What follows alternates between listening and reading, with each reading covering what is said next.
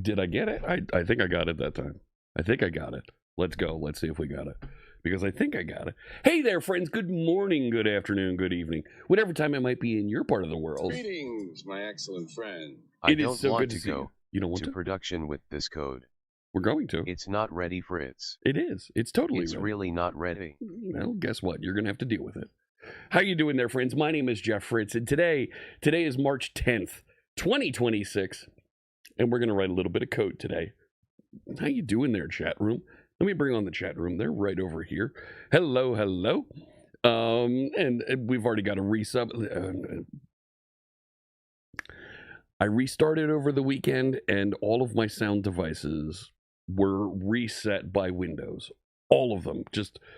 So I have been still recovering and bringing things back online, and that's really frustrating that that just decides to start happening. Thank you so much. 80 months Space Shot at tier 2. Thank you so much for that support. Let me just check and see if I'm going to be able to get this to light up here. Those alerts, and we'll see if it hits. PC Nerd. Yeah, Windows can be wonderful. Yeah.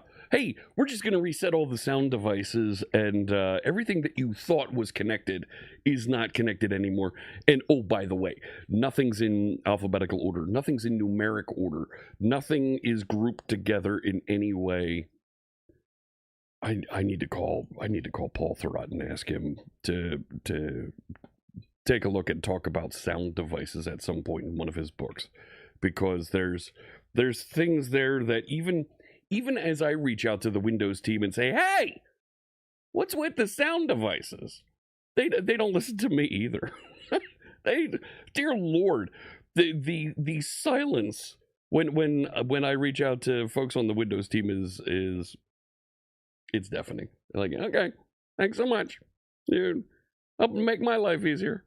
Let me catch up with you out there, chat room. Yes, hello, Banana.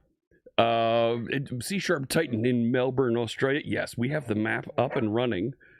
You can drop a pin on the map by sharing some sort of a greeting, some sort of a message, and saying where you're from as part of that message. Don't just say, hey, Philadelphia in chat, but actually give it a little bit of a greeting there, and we'll place a pin on the map for you. So you can find that map at map.csharpfritz.com. How you doing there, Robson Previato? It didn't plot Sao Paulo. Why didn't it plot Sao Paulo? Now I'm going to wander over and look at Robson, what it plotted for Robson here. It says it did. Oh, there it goes. There it goes. How you doing there, Patty Boy in Glasgow? CTI Geek, yes, thank you for pointing that out about the music not playing. C# Titan was in hospital over the weekend, discharged today. Fantastic. I'm glad it's a late evening there for you. I'm glad you're doing well, and we are on the time change. We are back on regular time, daylight savings time here in the States. So I'm going to be at the regular time that I normally am for most of the year for everybody. Let me catch up here. CTI Geek, how you doing there in Virginia? Sinclairinator dropping a pin for us in West Virginia. How you doing? Codebase Alpha in Birmingham. Hello. Hope you're doing well in the UK. Our friends, and I bring this up because of the Birmingham reference. Our friends at Wrexham lost to Chelsea over the weekend. First off, if you would have told me 3 years ago that Wrexham was going to play Chelsea, I would have thought they were playing the academy team. Like, forget it. There's no chance. Like, this isn't even a thought. And like, okay, they played a number of backups from Chelsea, but they took literally the best team in the world because they won the Club World Cup just a few months ago.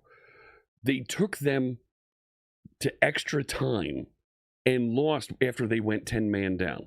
Going 10 men down to the best club in the world in extra time.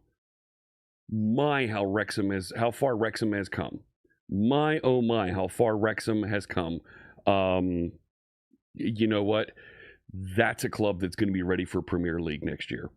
If something happens and Magic falls where it may and they get promoted, they'll be ready for Premier League next year. Just incredible effort.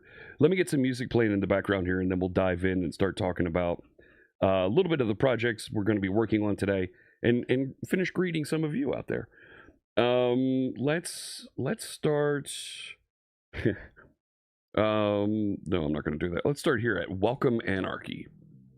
This is music from the Synthwave playlist of Stream Beats. Check it out. This is music that's completely free. Use it wherever you'd like. Big thanks to Harris Heller and his team of creators for this music we're listening to today. Greetings from the cage. How you doing, Billy? Wheeling is way at the top of West Virginia. Right? We got the doctor quote in there. Yep. How you doing there, PC Nerd in Pueblo? And I think it did place the pin. Yeah, it placed Pueblo, Colorado correctly. There's the Space Shot resub. Thank you so much. How you doing there, Nate Palm? Jean Valjean. That's coder 24601 to you out there. Let me see. You're kind of troubleshooting. You're troubleshooting? Reach out to you? The Windows on ARM has things fixed. Listen, I would love to get folks talking about the sound devices, because sound devices on Windows, I think, is a very underappreciated, undervalued, and it doesn't get enough attention because it just works. And for the most part, for folks who have just the microphone and speaker that ships on their laptop, hey, it just works. No problem. Some of us, however, have a little bit of a home studio here, and I've got 14 audio devices going out. And I've got another 8 going in. So being able to sort and find things is a pain in the neck. And when they reset the devices, when there's a Windows update, and all of a sudden what was hooked up to feed 1 is now on feed 7. What you had set up as default is not default anymore, because your default was reset from 3 to 12. What? Nothing works. It is working, it's just not connected to what you left it at. So how you doing there? So Robson in Sao Paulo, how you doing? Surly Dev with the pin in Lancashire. Hello. Robson asking, do I know Charles Petzold? I do not know Charles. No, I certainly I know of him, but I've never had a chance to collaborate with Charles. Don't plot you. Hello from. Sorry, you mentioned it, and you're plotted. Devin, hello, good to see you. Oh my goodness. How are things in Charlotte? We got a pin in Charlotte for Devin. Yeah, there we go. They did push Chelsea hard. Yeah, that it was. I didn't get to watch the match live, but it went well. For a club that is in a building that's supposed to have 13,000 seats, they're in the middle of rebuilding the fourth side of the stadium right now. So that should be finished over the summer, early next season, and it'll bring the capacity up to. It should bring the capacity to 18,000, but I'm quickly learning about Welsh and UK legislation and regulations around football grounds. And gosh, we can't have it sit more than this number of people because of the amount of wastewater that would be created on game day. Like, really? Like, okay, then, like, let's why don't we do something then about upping the wastewater treatment plant, because you've got more people coming in and hanging around town and visiting restaurants and bars and businesses. This is what you want. Like, let's do that. M. Pulowski dropping a pin for us in Marysville, Washington. Hello. It just works until it randomly doesn't. Right? It just works until it randomly doesn't. We're live on Twitch and YouTube and LinkedIn. I've been getting more views on LinkedIn recently. Like, I started syndicating to LinkedIn, about a month ago? And I'm seeing more people are clicking through and watching the video on replay on LinkedIn. If you're watching on LinkedIn, drop us a comment, say hello. We'd love to talk to you. Sound devices are like printers. There should be a standard driver the manufacturers have to conform to. So that's just it. There's an API that they do have to conform to.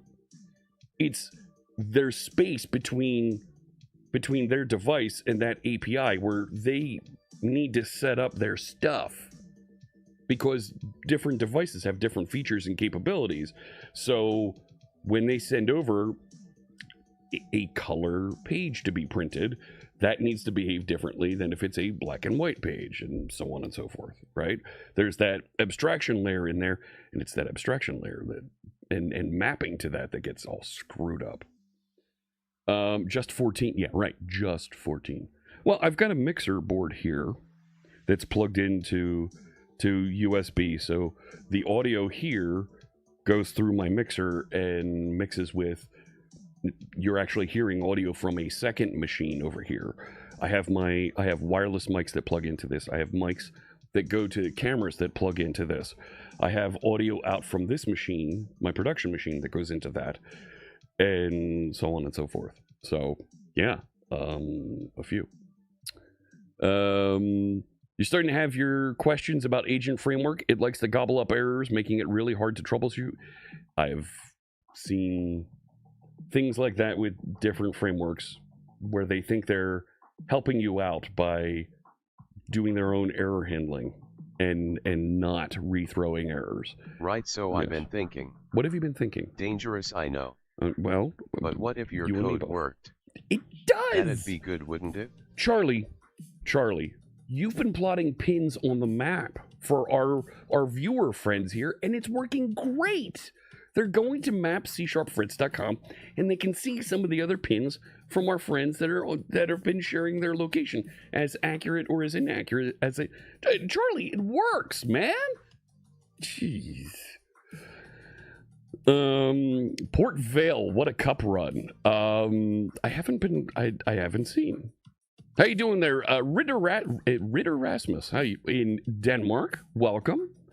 We usually have a couple Scandinavian folks in here, and there's a Swedish contingent that'll show up at some point here, and there'll be like 2 or 3 people in Sweden, and there'll be a couple folks in Finland that show up and plot there. There we go. Johan's here from the Netherlands. How's it going to you? You caught it there. You caught me on LinkedIn and then changed it over to Twitch. All right. You'd like to hear more about my setup? Okay. So I have, right? I do need to write a new blog post because it's been a while. Alpharetta. Hello. Georgia. So I have a DLZ creator mixer here, and I can't move my cameras. I have my cameras are fixed, and I should plug in the other camera over here. That camera is fixed, and I need to start using the other side of the stadium. Golf. Oh, Lima. wait a sec. Alpha. Sierra. Yes. Sequence confirmed. No. I will not combine segments. 4. That is not within my directive. Proceeding. There's things going on with Charlie behind the scenes. People are talking about it over on the Discord. You can check in and see what's going on a little bit over there. There's some links. There's some stuff about these messages that keep coming up in the glitches here on stream. I'm not going to talk about it here, but head over to my Discord, !Discord, and you can get a link through to it, and you can learn more about what's going on. I need to do a little research here. Some folks, it looks like have started uncovering what's going on, and they've got some insight. Check it out over on the Discord. And what was that? Golf Sierra something? Whatever. So what were we saying? So yeah, I have a really good mixer here that, gosh, it's all digital, and there's so much I can do with it. It has Bluetooth capabilities. It has there's all kinds of things that I can hook up and run through this thing. And then I've got the 2 main cameras set up, and I've got a couple of extra cameras that are around as well that I can set up for documents, for hardware when we're working on some of those things. So, speaking agents and squad, Brady challenged you to make a sample. Yes. So our friend Brady Gaster, he's dropped by stream a few times. He's leading the development of Squad. I've been helping him with a couple of things, including some videos, feedback, some other ways that I've been using Squad here on stream, some ways that we've been using Squad for... There's something that we're going to announce and share later this week that we've been working on that is really exciting. More about that coming soon. A mood playlist builder. What did you do? Create a playlist based on how you feel, refine the songs interactively, save everything in Markdown, and instantly open a YouTube playlist. Oh, well, that's cool. All right, here, let me head over to this. We'll take a look. It's right over there. Live pipelines progress while you wait. And then it opens and searches for those videos on YouTube. Neat. So npm install, npm start. So this was built with Squad? And you put this into Squad IRL. Let's talk about Squad IRL before we go too much further.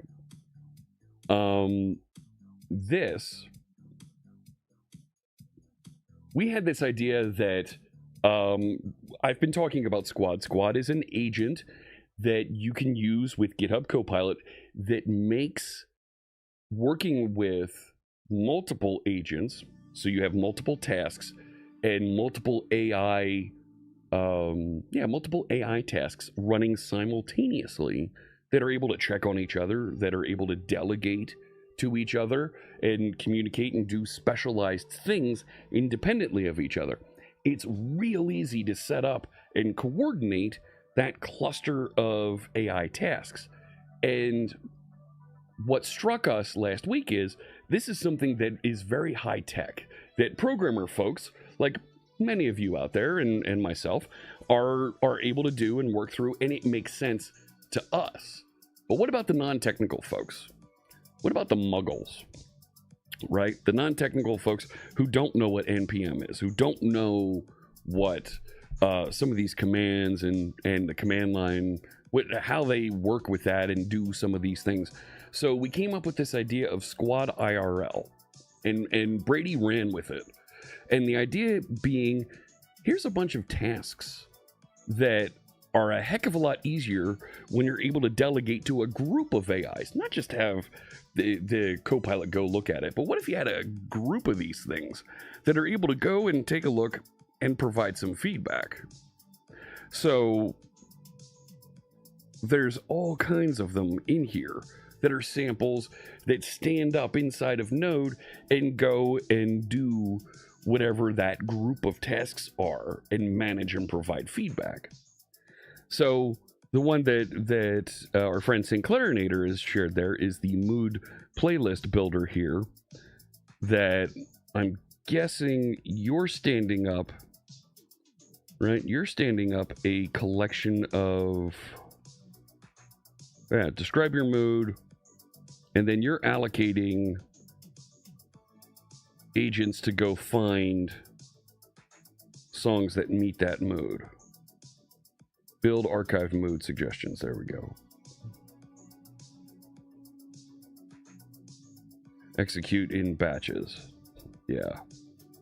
There we go. Look at that. You love seeing a good double for loop. So, very cool. And then print out a list of songs. Customize the list of songs. Nice. So there's a bunch of these things in here. And the one that I didn't write, but I ended up scoping was this one. Social Media Content Manager. Hey, go take a look at my social media. Tell me what I can do to improve things. Because right here's the thing, I'll get engrossed and focused on something, and I just completely forget. You know what? I needed to record a video today. I completely forgot to record videos last week. Like, forgot's the wrong word. I got wrapped up in other things and just never got back around to recording videos last week. So this idea of, hey, go scan and suggest content for me based on the things that I'm working on, really cool. Generate visuals. I don't like this. I don't like this at all. Okay. Let me talk about that for a second. Because,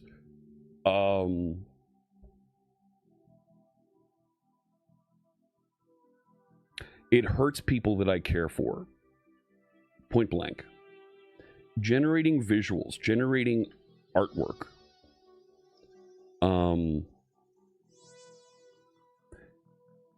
There are folks in the makers and crafting categories on Twitch and YouTube that are vehemently against that type of AI work. And I am to a certain extent as well. The engineers tried everything to make me smarter. Did they? Nothing worked. Bit like your debugging strategy, Fritz. Well, thank you. I have a debugging strategy, I promise. I don't know what exactly it is right now, but I do. When you create visual content, images, photos, videos from the AI, there's an artist that isn't getting paid.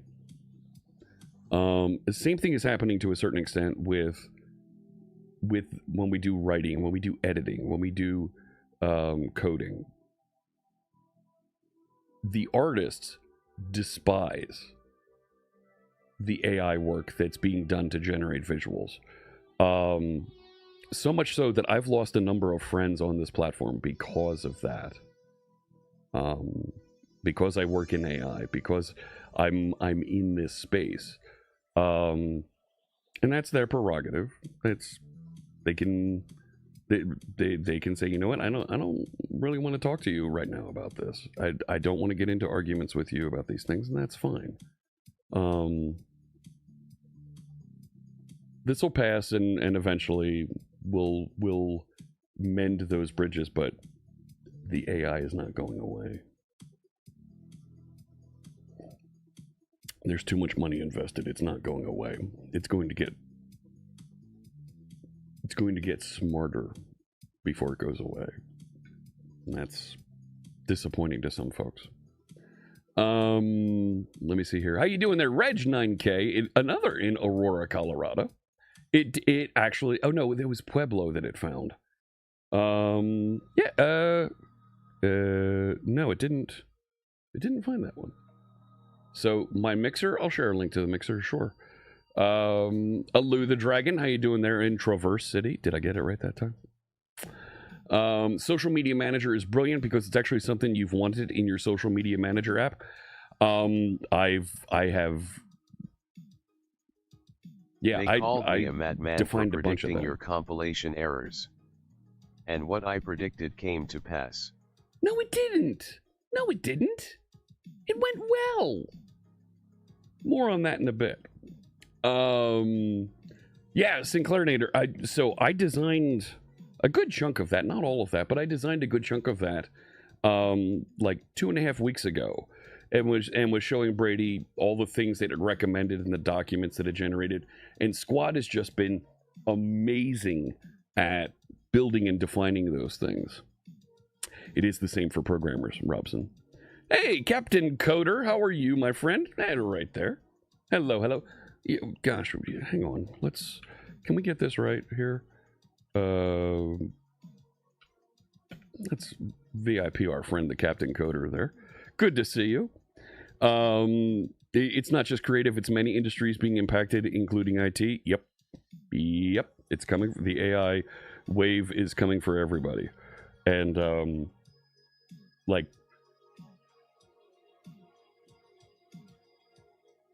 why the heck can't we make the first thing that we make drop dead simple with AI. Why can't we make it filing our receipts and expenses?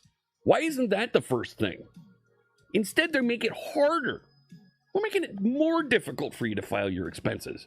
Do you know how much time I waste filing expenses each month? I was at Sveitog. What happened here? That's not quite right. I was at Sveitog last month, speaking in Stockholm, and I had a fantastic time there. And finally, the static sound effect comes through. Gee, look at that. And I had all my receipts. I went and I had pictures of all of them, and I went to file them, and I realized I got about 60% through it, and I realized I didn't have a receipt from the hotel. They were supposed to mail me a receipt, and they didn't email me a receipt. So here it is, 11 in the morning, East Coast time, and I had to call Stockholm to get a receipt from the hotel that I stayed at so I could go file that. So annoying. And then I get the receipt and I had to go through and file all that stuff. Johan with the resub. Just resubscribed for 81 months. Thank you so much for that support. I really appreciate it. But now I've got all these emails and images and things, and it takes me another half hour to go through and line everything up and itemize and set up all the codes to send to and my approvers and all that. Like, I spent a half an hour filing expenses. Why isn't that something that I can just point to? Here's where I was. Here's all the things. Here's my receipts. Go figure this out and file it. I don't want to think about this. Like, I'm not an accountant. What they do is of course very important, and I'm never going to argue with an accountant because I don't want them to audit me. But when it comes time for me to file my receipts and expenses and things, just figure it out. Just make it easy and put it in the format they need and go away. Like, same thing with taxes. Like, here's my tax statements from my employer. Here's where my other expenses went through the year. And just go file the taxes. Just glue everything together and be done with it. I don't want to think about that. Like, tell me how much I owe, tell me how much I'm going to get paid back, and be done with it. Like, come on. You like to use AI images from time to time for short-lived images, like for jokes, things you'd never get a proper artist for. Agreed, Johan. Yes. Absolutely. So my Daily Bugle hat, that's right, there you go. How many folks do you see with a Spider-Man hat on? But it's not Spider-Man like Spider-Man! No, that's the place where Spider-Man works. Did Azure have a service that could accept an image of a random and return structured JSON? Yes, it does. And I started trying to glue that together along with I started gluing that together with WorkIQ and Dynamics 365, and I really got somewhere, but it needs a little bit more work. So, because I don't care about you filing receipts, I want to get mine done. Right now you're at a point where I'm completing projects that used to lay half finished, right, Space Shot? And that's what we're going to look at today. A little bit of Blazor Web Forms components. I'm going to show you, and we're going to dive into NeonLink. NeonLink is a website that I use and that I'm setting up so that other people can use as well to upload and host, just like I do here with a chat room, and I have lower thirds that I'll put up for various questions that we want to answer. That reminds me, let me look over on the dashboard here. But that same type of lower third capability, I can do that in person with NeonLink, and folks that are in the audience at my presentations can bring up on their phone a page that has all the resources for my session, as well as the ability to submit questions that I can pause during my session, answer questions, and put them up as lower thirds in person on the live screen in the venue. More on that. I don't have a Mario quote loaded there. No. But yes, Space Shot. Projects that were half finished, we're just mowing down. It's ridiculous. So the idea that things can go from concept to implemented in minutes. Yeah, that's compelling. Sinclair Dander likes the image generation for things like infographics. Okay, that, yes. You're effectively doing an end around on some Excel type of work, but yes. We're sadly at a time where AI adds accessibility and enables everyone to do things. So that's the other side of this. There are folks who aren't getting paid for their creative endeavors. However, it's the great enabler, and everybody is now able to do everything. So that's something. The governing is one of the important things. I was speaking to a friend last week who said, quite frankly, I don't want to use Gemini or GPT or Claude. I want to use one of the other Sir, might models. I suggest proper error handling? Yeah, I've got error handling. Your current strategy of hope and pray lacks technical merit. No. Charlie, wait do you see what we've got in the web forms components? So this friend was saying, I want to use one of the other models because I don't want the guardrails on it where it won't let me work with and talk about different topics. Like, okay, that's a choice. I call it a massacre waiting to happen. Dude. Okay, thank you. The Negan quotes sneaking in here. So, yes. Right, if they're going to make, if we're going to have to go through a company like Intuit to file our taxes electronically, well, then you know what? Let the AI fill out all my forms correctly, and I'll mail it in at no cost. Same thing with gambling. Go win for me, AI. I got really interested in I saw one of those spam ads last night on TikTok. Hey, have you seen what AI can do when I pointed at my stock portfolio? Like, what if I were to give $100 to the AI and have it connect into a stock trading app and explore around and tell me what you think? Let's see how we do after a week. You know, like, let the squad take a look, poll around, and see what we can do. Like, that could be a thing that we do here on stream, right? Why not? Especially if we make the prompts and things open source and we said, hey, let's let it go and trade and see what it does.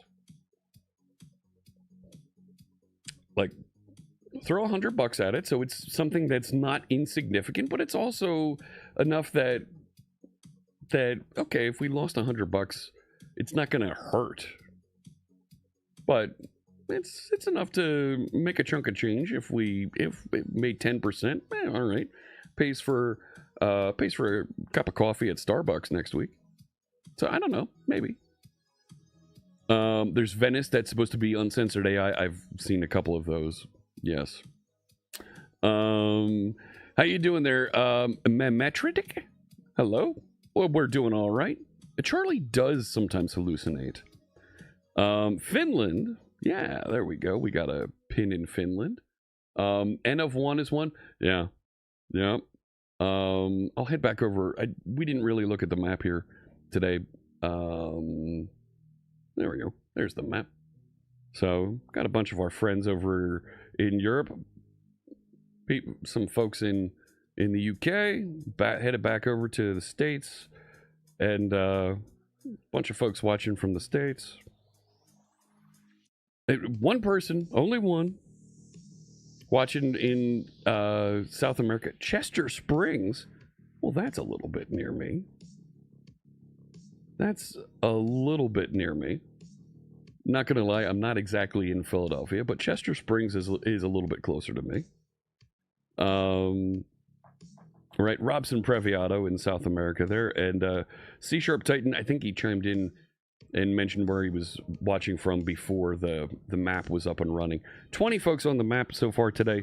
Our record is 53 in the last 2 weeks, 3 weeks. So that this week record that needs to be fixed. No, and then. So, let me see here. There we go. Drop a pin in Germany. It is Mario Day. That's right. I forgot. My goodness. Fly Marcus, how you doing there? Yeah, that's who we dropped in there. There you go. So map.csharpfritz.com, and you can see what's going on the map. Do I know what the maximum number of people I ever had on the map was? On one of the streams where I was on the front page, I had just over 200 on the map.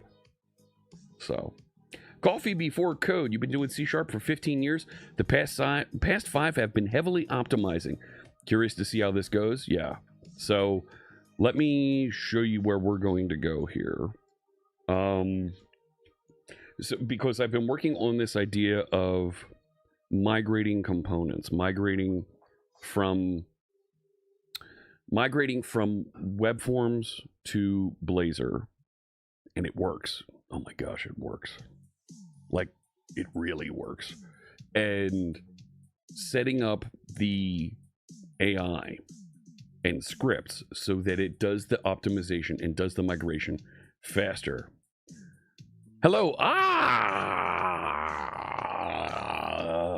Hello.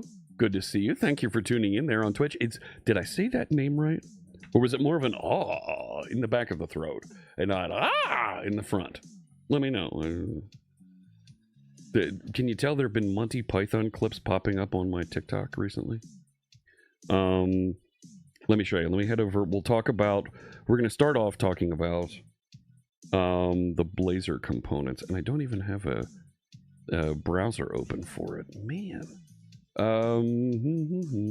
These are the Blazor Web Forms components. I'll share a link there in chat so everybody can take a look. These are a series of Blazor components, right? Blazor is a user interface framework that it targets, it works with .NET, works with C#, and allows you to deliver code that runs on the server, runs interactively on the server, or can download and run as WebAssembly. These components are designed to emulate the old web forms that should be web forms controls of the same name. So the idea being, right, here's some of the screenshots of exactly how they work. The chart didn't show up. The chart does work. Trust me, it works. But like, let's go find grid view, because I think that's a good one. So you previously would use a grid view in web forms, going all the way back to this is one of the newer ones, going back to 2005. You'd have this syntax where you would light up all these different features with parameters, with attributes here, and then you'd have inner features defined for fields and columns and so forth.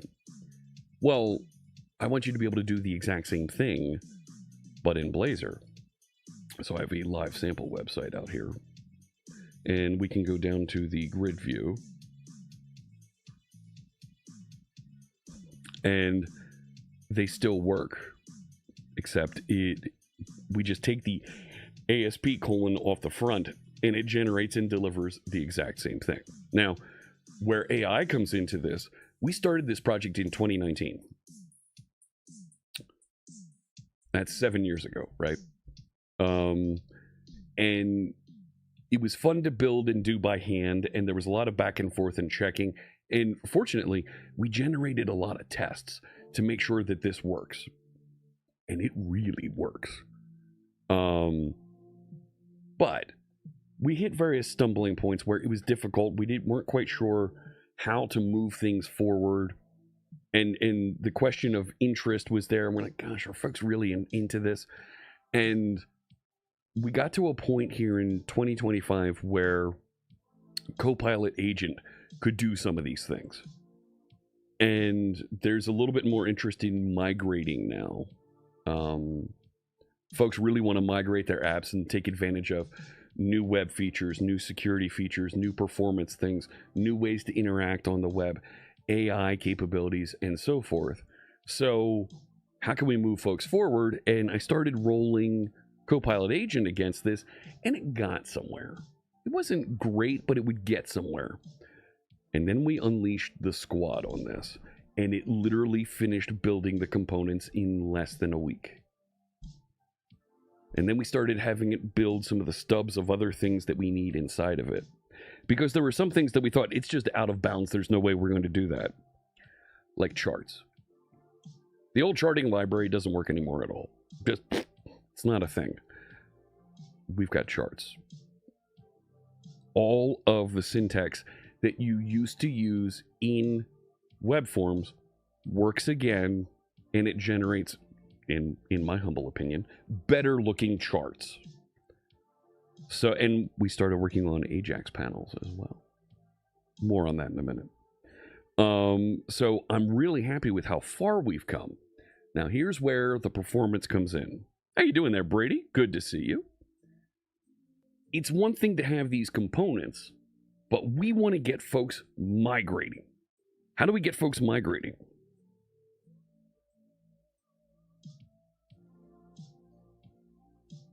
So what I started developing is a toolkit. I want you to be able to take this toolkit, drop it into, this is effectively the distributable for this. I want you to be able to drop this into your folder, into your project, and tell it, go. Start running this. It has a couple of scripts. Those aren't the only scripts in here. We need to update this. And it has a couple of skills that know how to analyze your web forms project, right? That old project you haven't touched since 2005. Analyze it. Decide what we want to use to migrate it. And then using these skills, migrate, rewrite, and deliver it. Is Jeremy still here? Jeremy Sinclair Nate, are you still here? Where do you see this?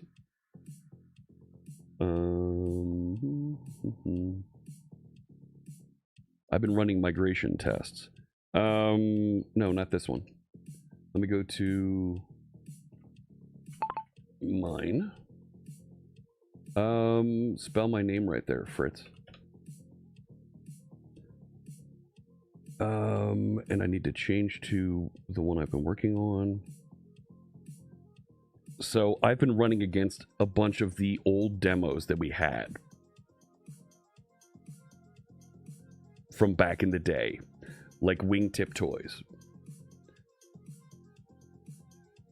100% match. 100% match. It literally looks like, yes, we did see the IRL repo, Brady. We did. Some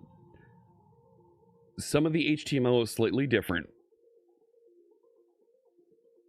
but we migrated and ran all of the acceptance tests in 30 seconds.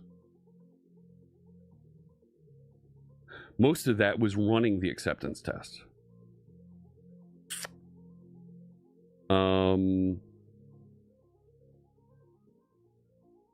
Yeah, that should have used the grid. So this is an issue that I'm trying to work through, but all of the pages, these are the Blazor pages. You know it because it has 2026 down here. Say that's not the same page, but it works. All of them work. There's identity features here that aren't migrated, that there's other ways you can go and attack that. Contoso University is another demo. This one is where we're going to spend some time working today. So this renders as Blazor SSR. Oh, I still have BattleNet running. Go ahead, go away.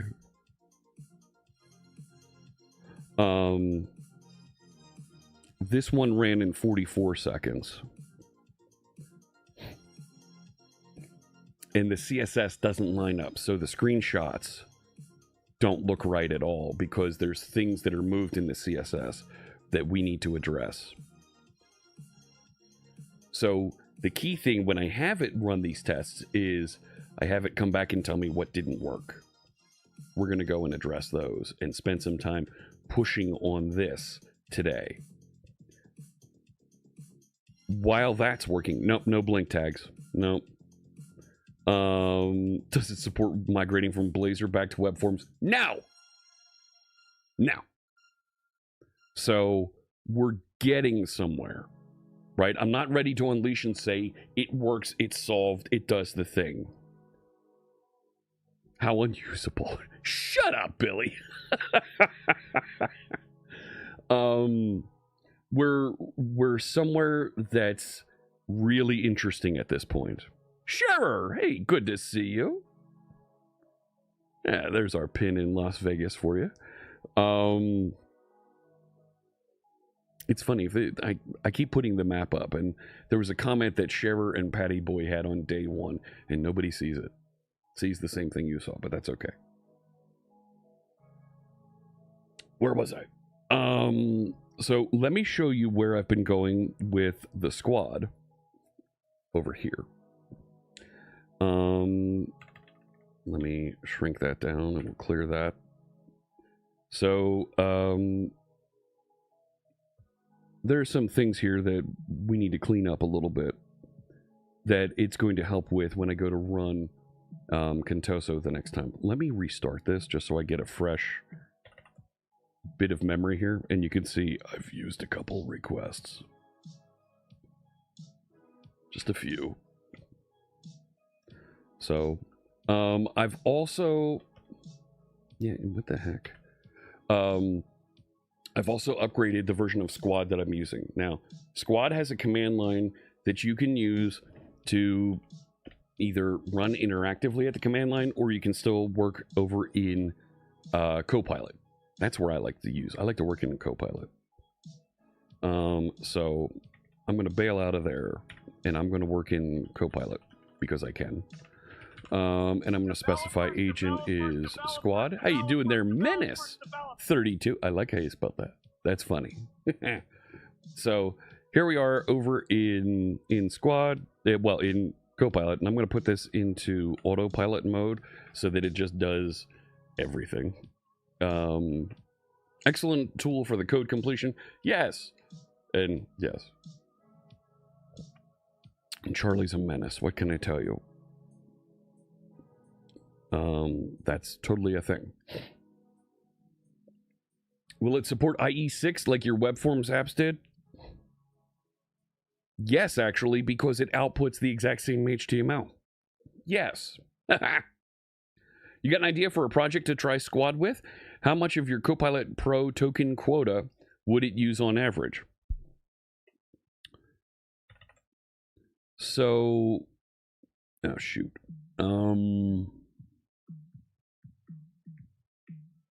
It had been running for the last not 36 hours.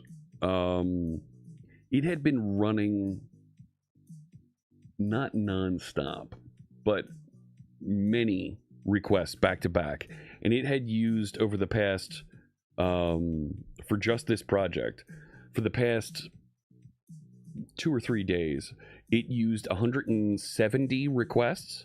So you're on Copilot Pro. Copilot Pro, not Pro Plus, has 300 token requests, 300 premium requests.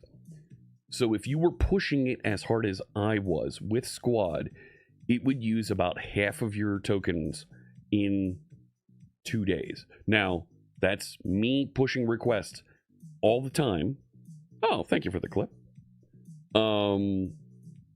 And it's also me running requests overnight. So if you're not pushing it that hard, you're not going to go through it as fast. However, if you do go over, 25 requests are $1. is what the current overage is if you're watching this here live with us in March 2026. That said, the deal of buying then the Pro Plus that gets you 1,500 requests a month might be more your style and what you're looking for. So, and thank you. Billy's also pointing out I'm using the 3X models. So, right, if I jump back in there, you'll see I'm using the 3X models. So I'm using Claude Opus 4.6. Okay. So,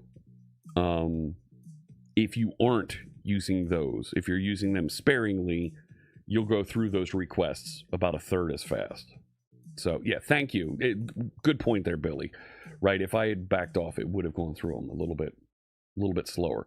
The other thing to know about Squad is you can specify which models it uses in the agents. You can tell the agents use a GPT model instead. Otherwise, they prefer the Claude models out of the box. Menace is your teammate? Dude, you put up with this guy? Let me see here. You honestly hope no one running IE6? No, yeah, if you're running IE6, you're running an old version of Windows too. Get off of that. So let's do this. Let me put it back into autopilot mode, and because I'm running it as YOLO, right? And let's also do a resume here, so I jump into my previous session, so that I get the references to things that it was previously doing. Here we go. So I asked it what the problem was with that CSS that we saw in Kintoso University, and it gave me an architecture analysis report. Blazor's head outlet only receives head content from page components, not layout components. The migration script incorrectly places master page CSS in the main layout page. Main layout's head content, which is orphaned and never rendered.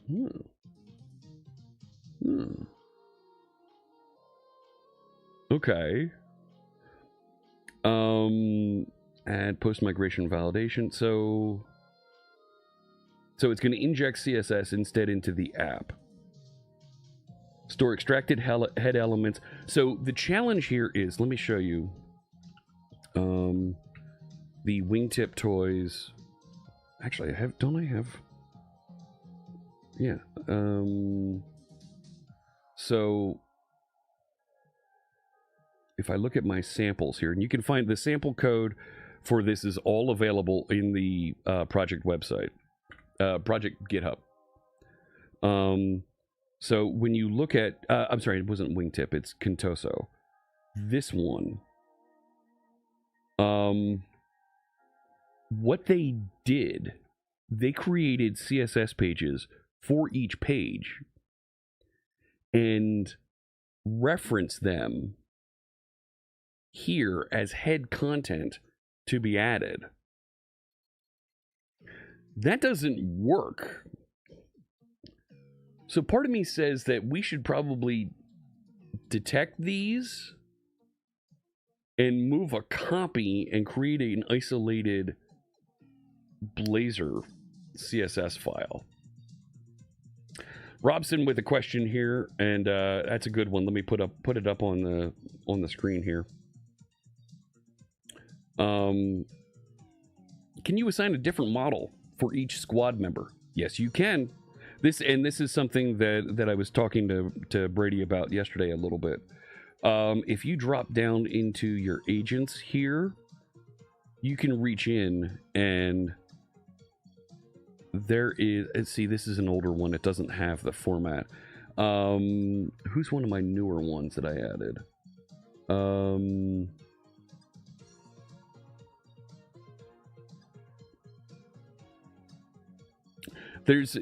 You can tell it what model to prefer inside of its charter.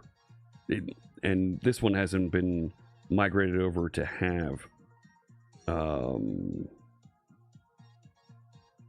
test patterns, test infrastructure, boundaries. Yeah, the new scripts, when you generate your agents, will say, here's the model I prefer to use.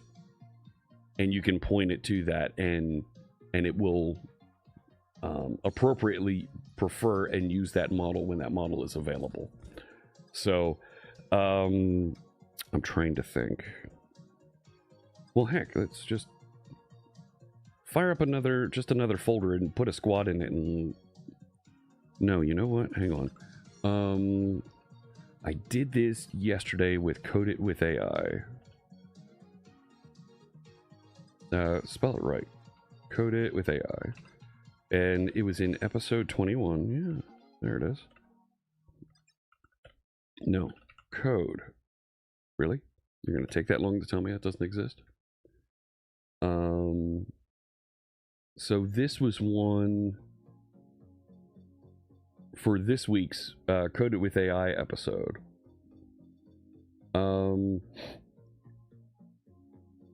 No. None of these have the model listed.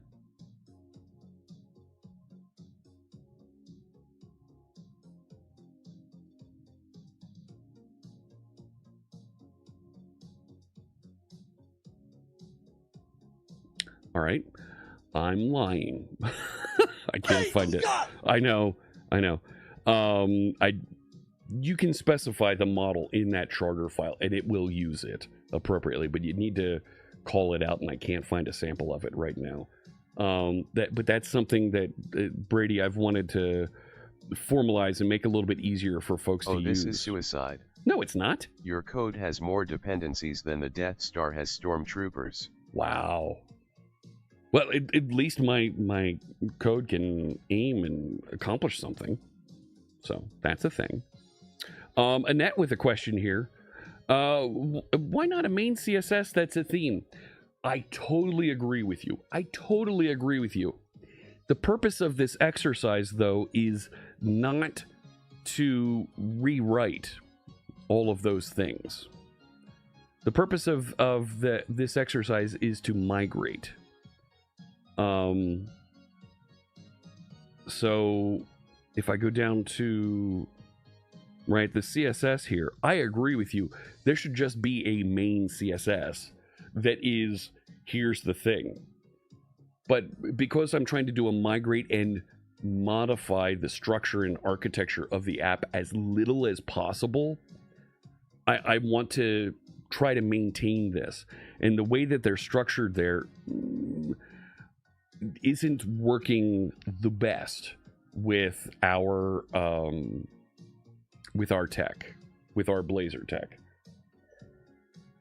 So there might be one something we can do with that. The more that I think about it, like we could write a CSS loader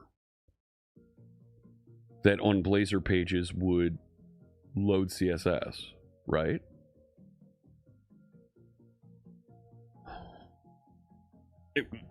Annette, thank you so much for the question. You're right. You're absolutely right. And the challenge is because these are in building a migration tool, because these are very specific to each one of these pages, there could be differences in how they work. So for a migration tool, I don't know if I can blindly merge these together. However, that's not a terrible idea at all to make that an option at some point. It's not currently my objective. So definitely something we can talk through here. Billy with a link to, model selection. Yeah.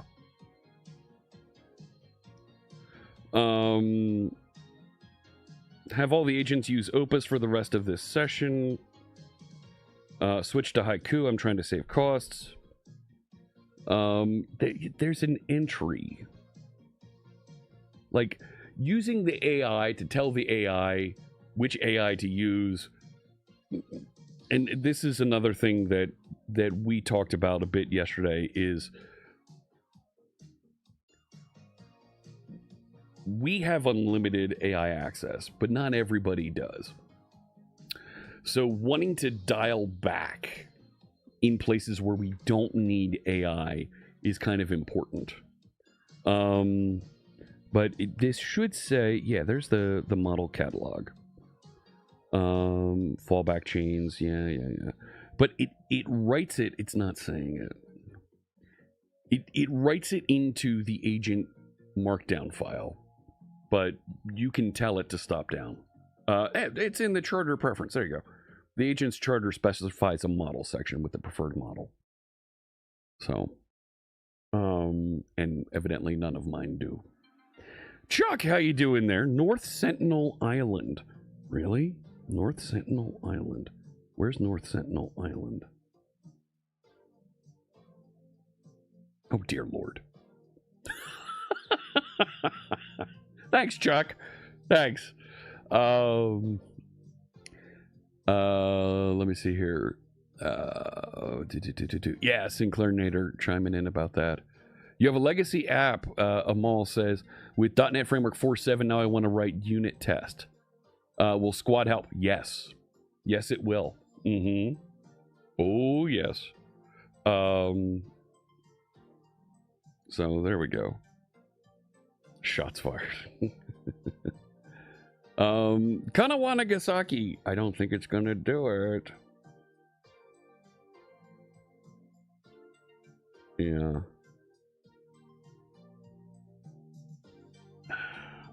But if I do... Wait, I think I can do it from over here, can I?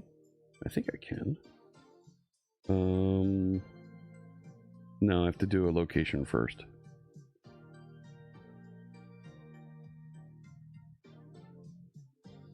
And I also have to do something about the contrast on my dashboard here. It's awful. It doesn't even look that up. Oh no, there it is.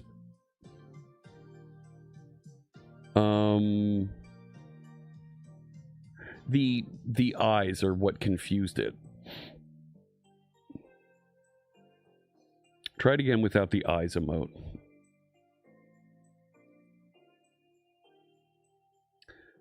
Maybe a free Copilot account squad challenge would be fun to see or do. That's not a bad idea. There we go. Now we got Kyoto showing up. All right. There you go. Yeah, I need to take as a item here. Let's fix the location detection, handling trailing emotes. Yeah, that's something that's a no-brainer. It should be able to just hammer through and fix. Like, if you can't find the location with the emote on the end, strip the emote and try and find the next one. How do you configure only for unit tests with 4.7.2? What do you mean? Just point squad at it and say create unit tests. Like, I like the idea of a free Copilot account challenge. I like that. So this sounds like an interesting idea, because it's going to it will enable folks to try before you buy. And of course, I'm sure you've picked up, Squad is a way that we're trying to help folks use Copilot better, more effectively, take full advantage of the Copilot service. The productivity that folks are seeing when they use Squad is tremendous. So this might be a good idea. Let me talk to some of my friends in DevRel. We might be able to do something with that. Before it does this, I think we need to talk through this idea of CSS injection. I think there might be a better way for us to attack this. Period. First, we have to figure out why head content isn't being injected into the application when there's entries in head content in a layout page. What can we do with that?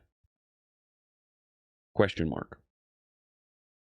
Next, for pages like we have in the Contoso University example, let's think about a way that we can create a CSS loader that runs when the page is presented and unloads the CSS when the page is taken down. Period. This feels like it's something that's going to run almost like the isolated CSS feature that we already have in Blazor. However, we want to use this to be able to load arbitrary CSS.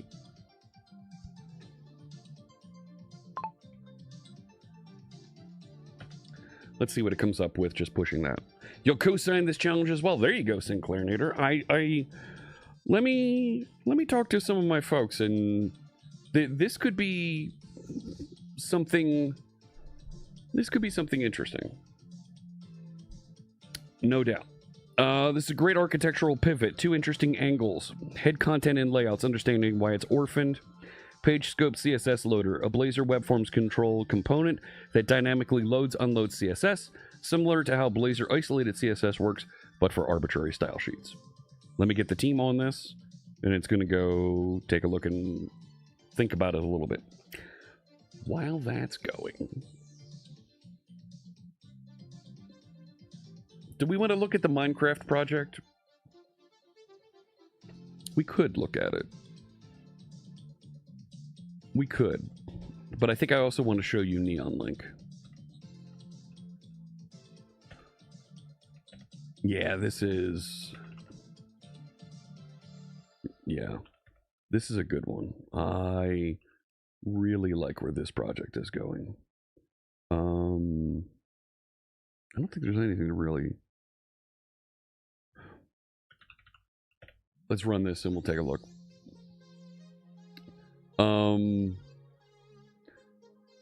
Neon Link is running, and you can get to it at neonlink.com. There are other services that do similar things, but I'm adding more. And this allows you to take some of the things that I do here live on stream, like the lower thirds, and run it in person. Right now, there's only one user allowed on the system. This link to grid is actually a sign-in, and it only allows my account to come through right now. So it doesn't really do anything. But you can see here some of it's actually, I think that like only 2 or 3 sessions. No, it's 2 different sessions, but I've delivered...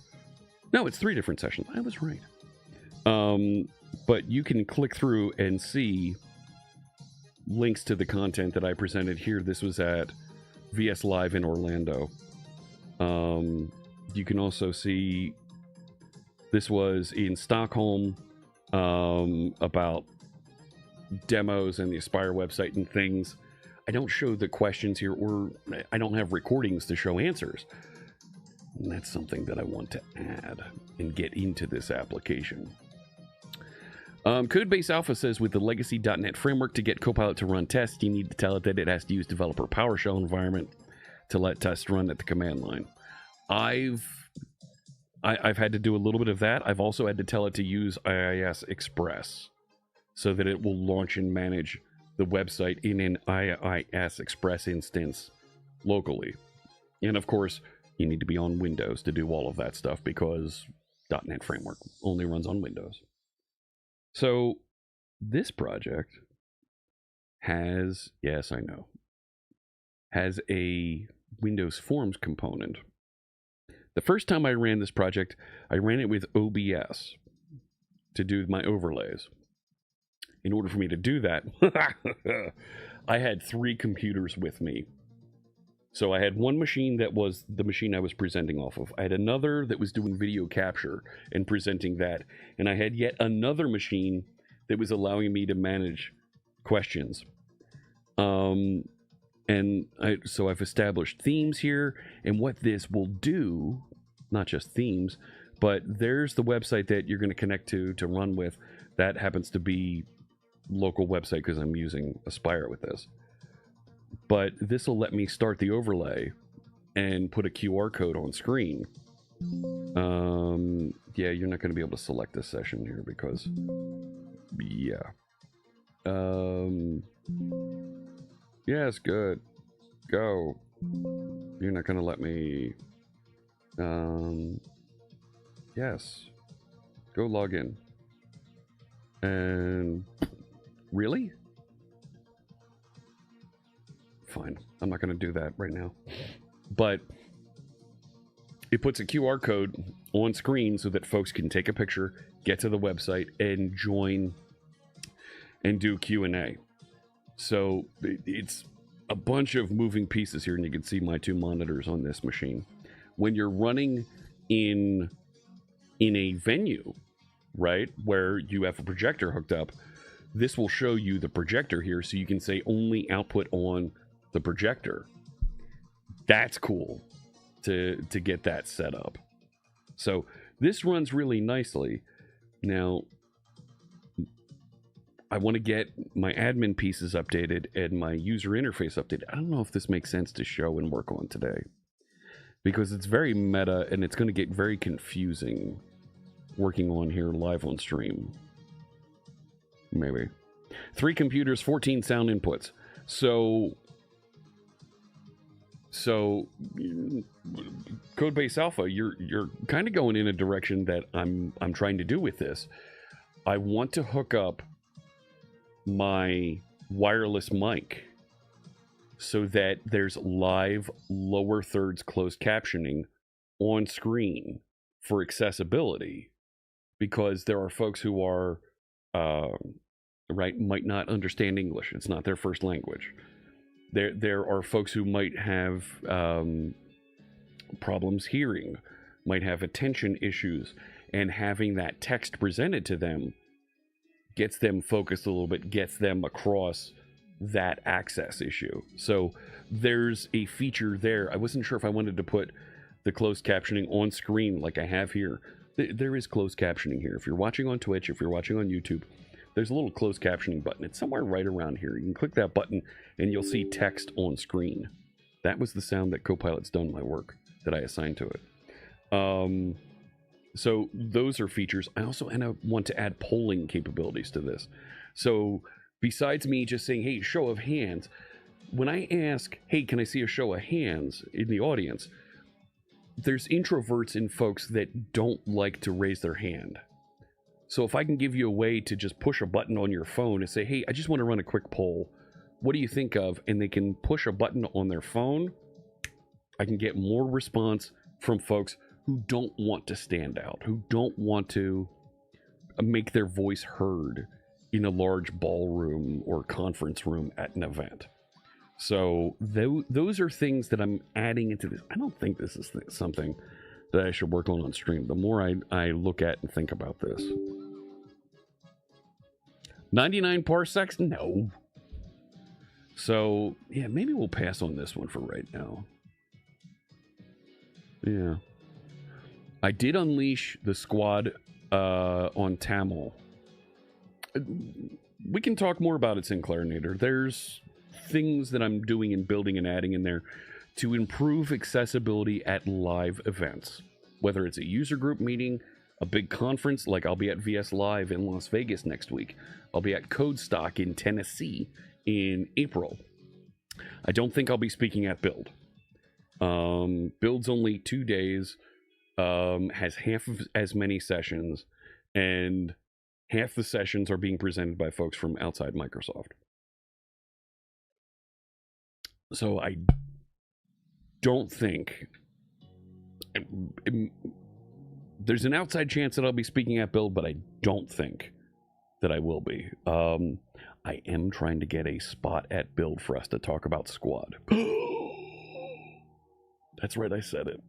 I'm trying to get a space at Build for us to talk about Squad. Don't tell anyone. But I'd love for us to talk about Squad at Build. We'll see. There are some other things going on with Build that I can't talk about, but you've seen the announcements. That's coming up in June. I don't know if I'll be there or not, but are you sure you're going to be at Bill?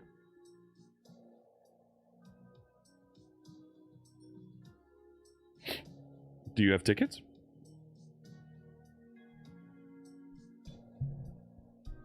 Oh, good. Okay.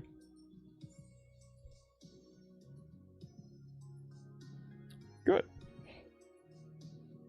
All right, let me get my Echo Gunner glasses on here. There we go. I've got so many different Gunner glasses, but I keep coming back to either Echo or Marin or Pinnacles. I like these. They're wire, they're light, they wrap around my eyes nicely.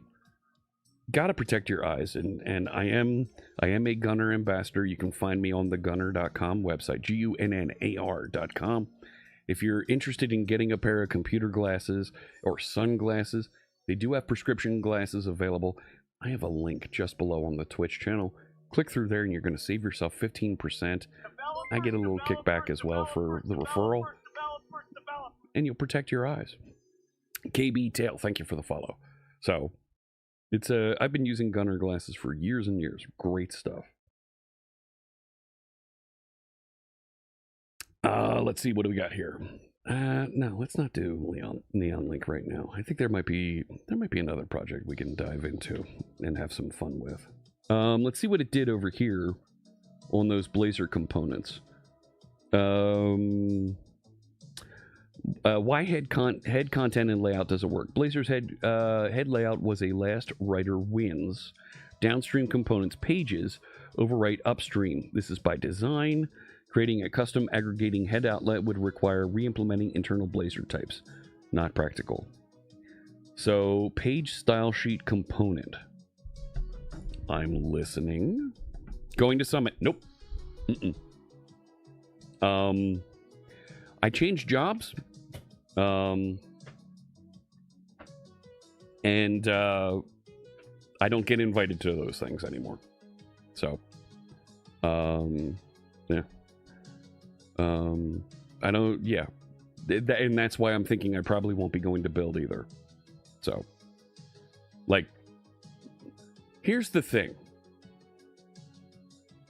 I reach more of you out there on this than I do at those very expensive in-person events. So, yeah. I'll just leave it at that.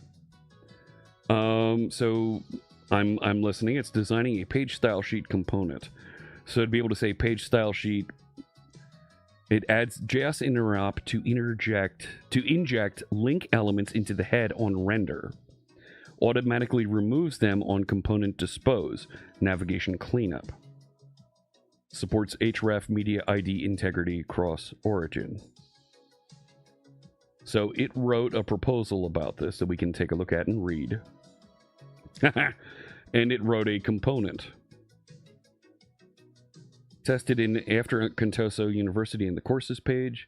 Update a migration skill to use it instead of head content.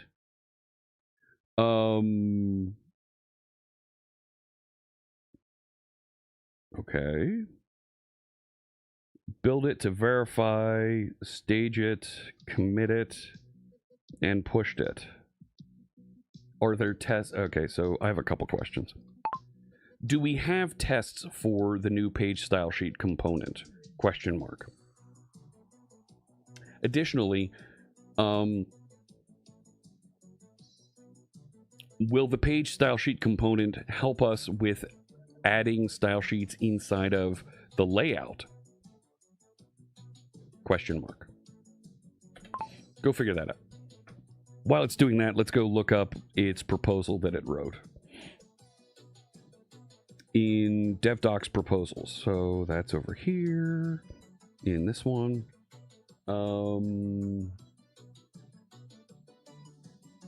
Where'd it go? Oh, it's up here. You go away. And this. No, I actually did want that. All right. Why it doesn't work in layouts. Dun, dun, dun, dun, dun. Can we create a custom head outlet? No, that's a mess. Okay.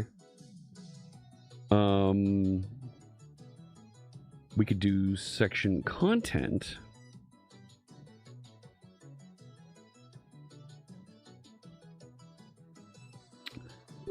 However, page style sheet component. Ah, it's done.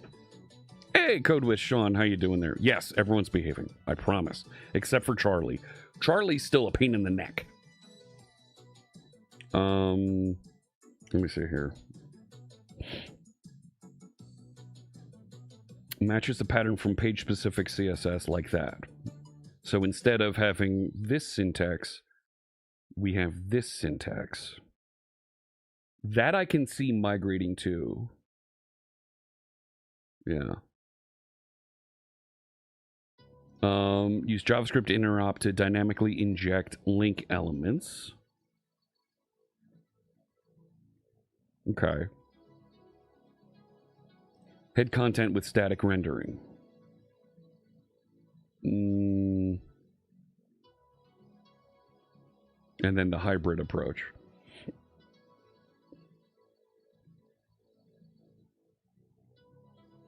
I worry about that.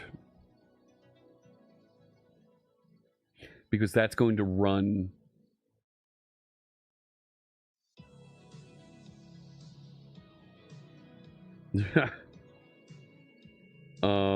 extended dynamic head component. For arbitrary head content. Yeah, that is complex.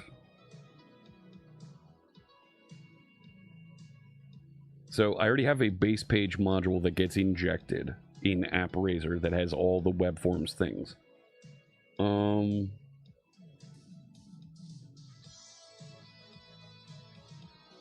So instead of having this setup, we have that. What about the script? Yeah, we should do... There is... Somebody has one of these that does this with script.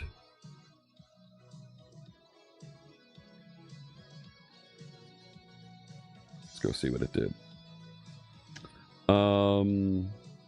Solves the layout problem. Oh, okay.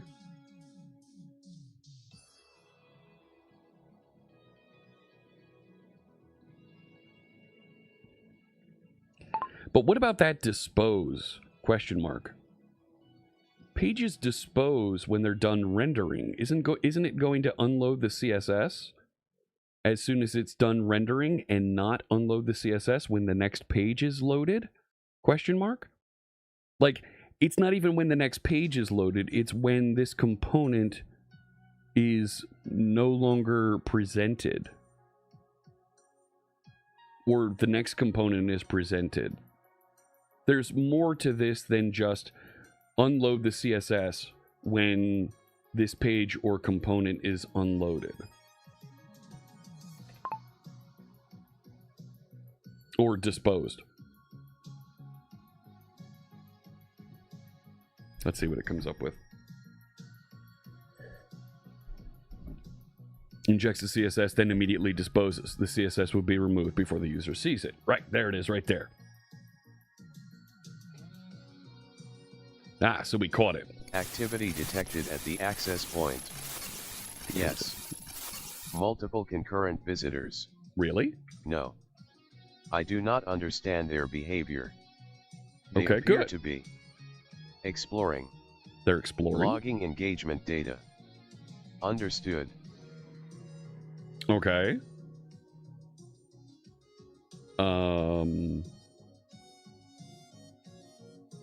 Nope, doesn't look like anybody else is found, but that's okay because next week we'll see a little bit more come out here. Which is better, using Squad in Squad CLI context or from Copilot CLI? Same thing. Random keys. Ah, yes. There's more coming. The dispose semantics are flawed. For interactive mode, dispose fires on navigation away. Dispose fires immediately after render. should it ever unload CSS. Oh, Sean. See, I knew it's you people that are doing this. Never unload. Render static link for SSR, but use JavaScript for interactive. Ugh. Okay. I don't think we want to never unload. C# Titan. Sharp Titan just resubscribed. For 17 months, there's a coder well known as Fritz. Oh, Crafts thank you. code in dazzling a wink and a grin. He'll squash bugs within, then boast of his legendary commits. Thank you. I appreciate the poem. It's very cool. Much appreciate that. I think we need to tell this to unload when there's... It needs to unload the CSS when there's another load that has happened.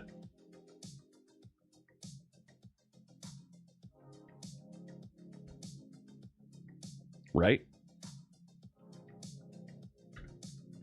I think the strategy we need to look at is to unload the CSS when another page has been loaded and it doesn't reference that page style sheet.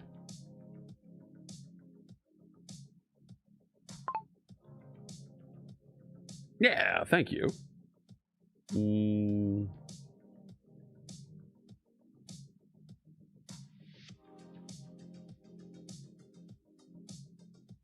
Okay. So page A renders, loads page A, user navigates to page B. Page B renders, loads page B CSS. Now unload page A because page B doesn't reference it. Yes. This is essentially a last page wins model for style sheets, which mirrors how the browser naturally works with full page navigation. Right.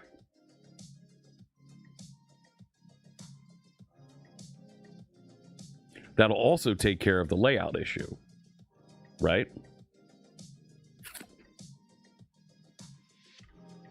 I think this also takes care of the layout issue with this new strategy. It's going to go spend some time figuring that out. That's not a bad idea to look at and talk about. So I started working. I haven't done any more work on that because I've had a couple. Quite frankly, I've been focused on things with Squad. And trying to push through and get more of that built and working. And man, I can't show it right now. But there's a thing that I've been spending a lot of time building for Squad that's coming. It's coming this week. Brady wants to announce and launch it today. But I'm gently pushing back because there's a chunk in a usage scenario for it that we're going to deliver, that I want to make sure we get delivered. Yeah. Are you still out there listening, my friend? I think he normally jumps on like the treadmill or something while we're streaming and listens in. But the design of my Cyber Deck using the Raspberry Pi, that is also called Neon Link. It's like the Neon Link Mark II. Right, I think I haven't put the Squad on this.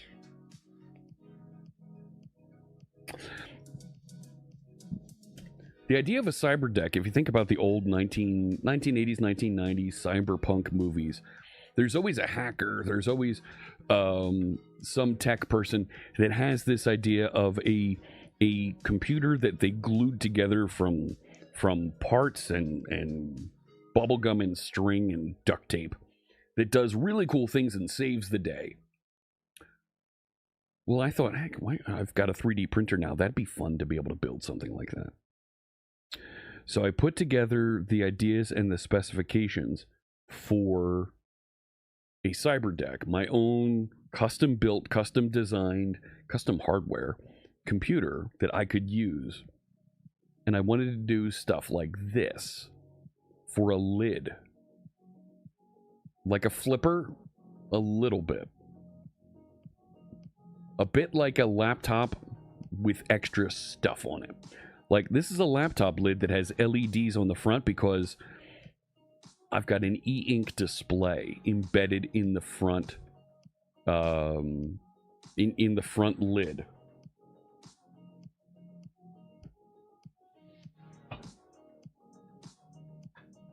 Where'd it go? I had it here. I must have put it... Oh, no, there it is. Oh, no, this is one of the displays. So the idea being not only that, but the idea of having wings that come out the sides that have displays on them. I didn't do multicolor.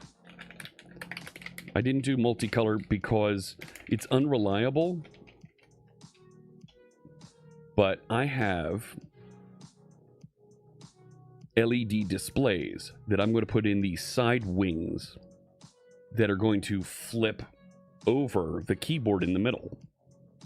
And then the display, this clearly, this is concept, this isn't anywhere near. And put the touchpad over here. I have the touchpad. And I have a keyboard. I'm just going to use a normal keyboard and mount it on there. You see, the nameplate that I have at the bottom isn't supposed to be there. It's supposed to be in the front at the bottom. Anyways.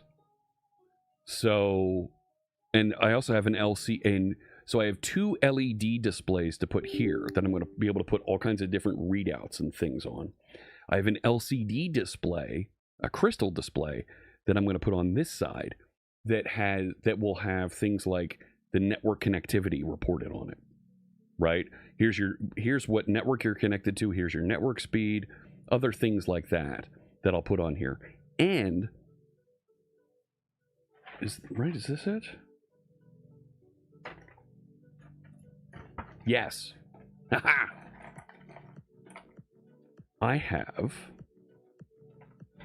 macro button switches.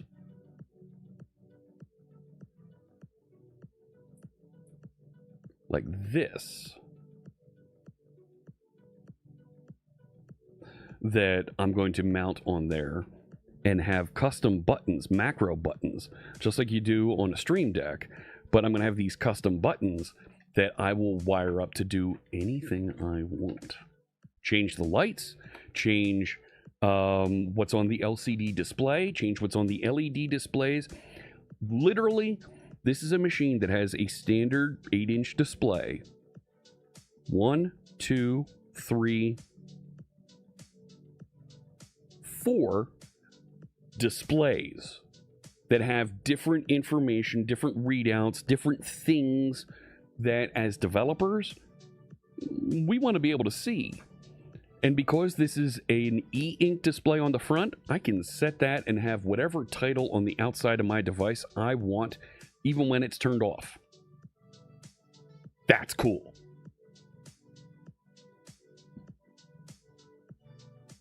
I could put the squad on this and do some stuff with it. I could. I don't even know where I would jump back in on this project. But it's something that I've just stepped away from because I've got some other ideas that I'm going after right now. But it's... when I have a little bit more time, I'm going to be working on that. Have I picked a battery yet? So because it runs on a... it's a Raspberry Pi 5. I just need something that has a USB-C in it. I was just going to use to start, to keep my expenses down, I was just going to use a regular phone battery. So, Squad Fusion 360. War driving setup, kind of. Yeah. 10 screens, 7 keyboards. No, not 7 keyboards. But, like, I've got all the designs to print the keys, the macro keys. I've got, I started having Copilot work on the design of the lid. And this frustrated me, and this is one of the reasons that I haven't spent time on this. Now, open that back up here. I'll open this. You can see where I'm frustrated here. I told you to go up one. Whatever. Here's what it was rendering for the lid. So there's a hinge down at the bottom, and it got the hinge wrong so many times. But the where the display comes through, it put a wall between. Now, the lid is too big for me to print on just my printer, so that's a problem that I've got to deal with. Is how do I work with that? But then it's got the mounts for the e-ink display just floating in air. Like, what are you doing? So I've got to spend some time retraining and pushing on that because it's not right.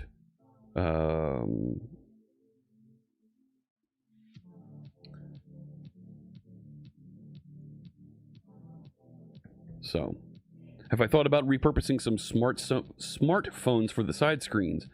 Too much power. Too much power. I don't want to have that much power. I've got, like, for what I need for the side screen, print diagonally to fit, too big. Still too big.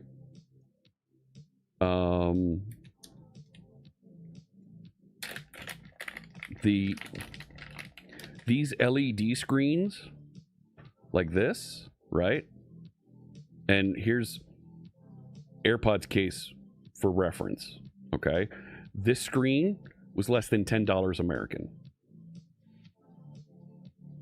So I can wire that up to my Raspberry Pi, no problem.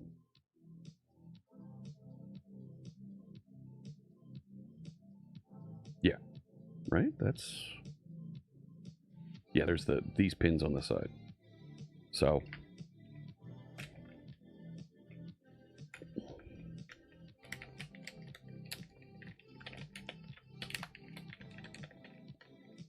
yeah, I got really into this, and I have all the parts acquired. I'm just frustrated with the 3D design bits, and I need to get that working.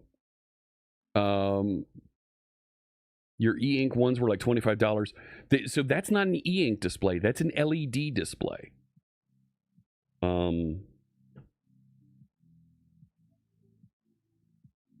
needed to go up a folder, and I thought I had...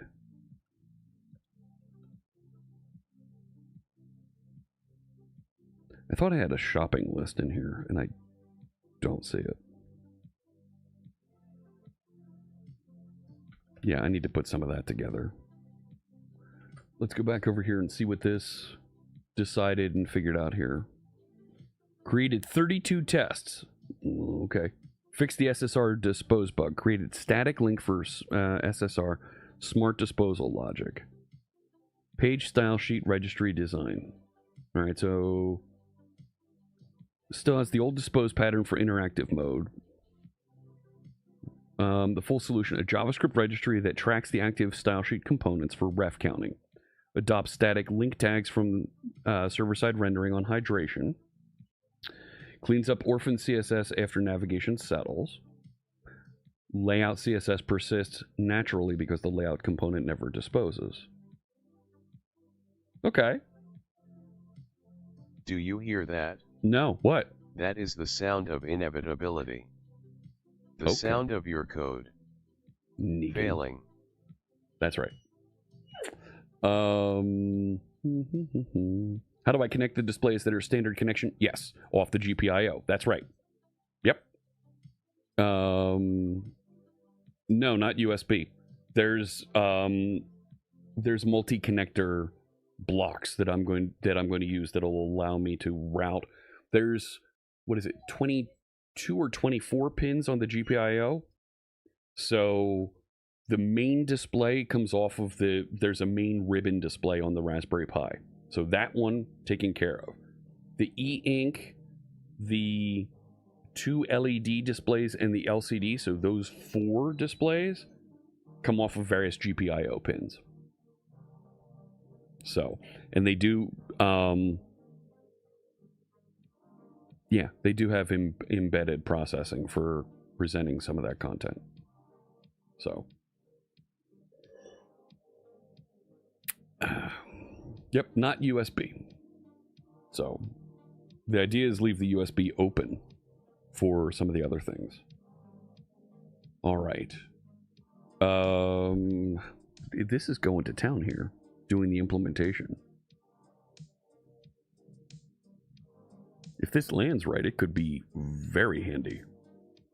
What happened at a vape shop in Glasgow? Glasgow. Lithium batteries. Uh-oh. Homeless hero tries to put out flames with an extinguisher. Oh no. Woo! Yes, I see you. Go lay down. Oh my goodness. Wow. Yeah, it's an electrical fire, all right.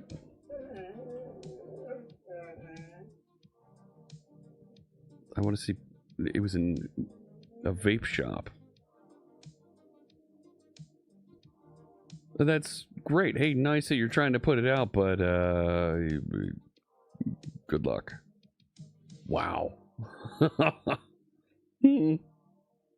Beside the largest train station? Oh no.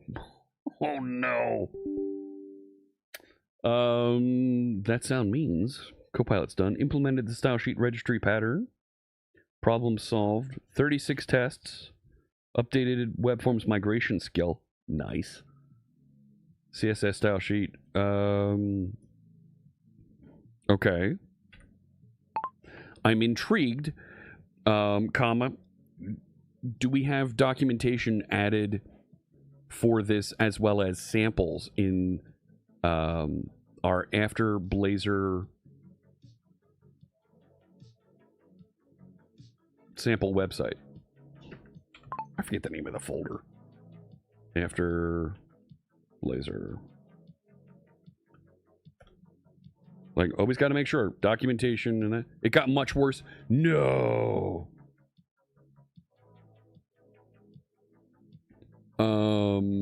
What did I miss there? I mean, we are reading the Scottish Sun. Oh no! 60 firefighters! Oh my gosh! Wow! Oh, that's insane. Didn't look like it was the corner of the building up here. I mean, what, did it spread? It looks like it's in the middle of the street. Right? But what, did it spread all the way down to the corner?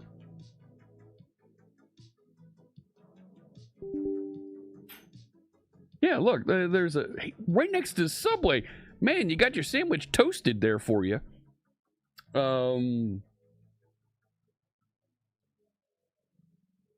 But yeah, that looks like it's on the corner now. Like it spread all the way down from, and that's a different side of the street. Like you can't see the Subway sign. Yeah. Like.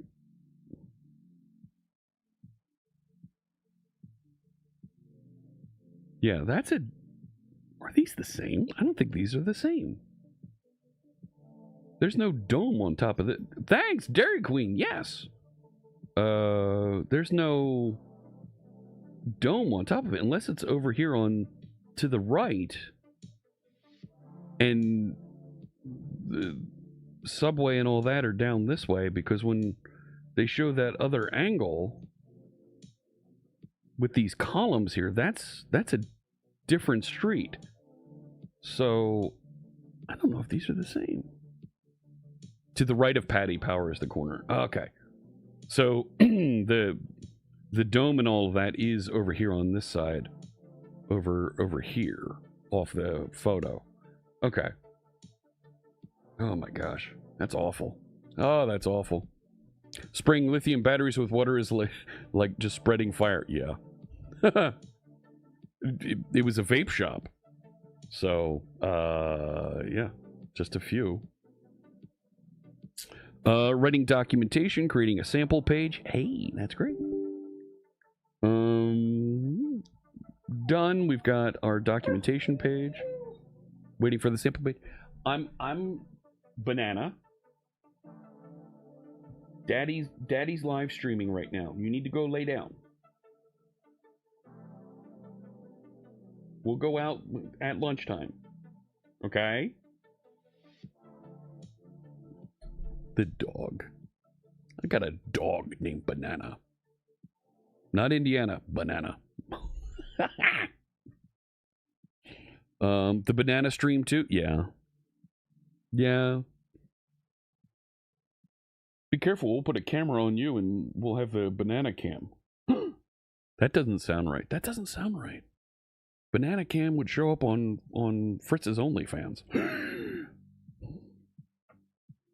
That's not a thing. Another Finnish viewer. How you doing there, ice cream stick model? Yeah.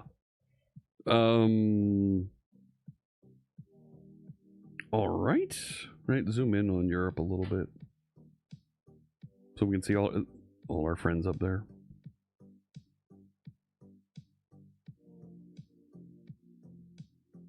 It's amazing. Since I've been watching Wrexham football, I suddenly know a little bit more about Welsh geography. Like, I know where Cardiff is. I know where Swansea is. Right? I know Wrexham is hiding under the Liverpool up there with Chester right next to it. And the rivalry with Chester across. Hey, look at that. From Derby. How you doing, Northern Aviation? Hello. I'll be learning Welsh next? No. I've seen Welsh. No. We will not be doing that. So, I heard some ringing there. Let's see. Sample has purple gradient batter that visually proves CSS loaded, navigation links, before after web forms code comparison, and documentation. And it pushed the update to GitHub. Well, let's actually try after Blazor server side, and we'll .NET watch that. Long list of work as a senior software architect.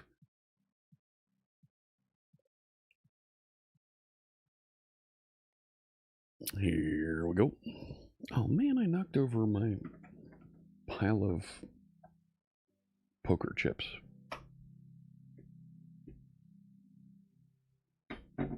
Actually, I'm almost done coffee. Get rid of the coffee. Loaded. There we go. And we have to address Ajax at some point here. Somebody was asking about Ajax Control Toolkit, and I think that's got to happen here. Script Manager Proxy, Substitution. I think Script Manager is where we're going to end up being. Page Style Sheet. Page style sheet dynamically loads CSS style sheets when a component renders and removes them when the component disposes. That is awful to read. And so is that. Navigate away and come back to see the CSS unload. Yeah. Why not head content? Yeah, I can't read any of this.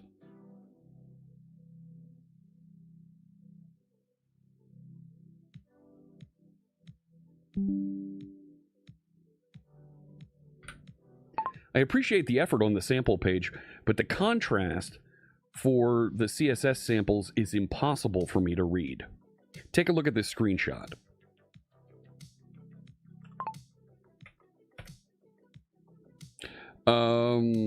Just get the squad on it. Right. Do I find squad freaks out sometimes and just get stuck dumping text? No. I don't. And I do find that Squad will hang at times. So how you doing, Ocular Mouse? First off, good to see you. There's a nap feature in Squad. You can tell the Squad, take a nap, and it will kind of reset things and realign and be in better shape for you at that point. Let's see here. From light purple background to white background, purple text hard to read, dark gray text, light text, blah, blah, blah. Refresh the page. Did I run this? I did. I ran it with .NET Watch. So, refresh. Much better. Much better.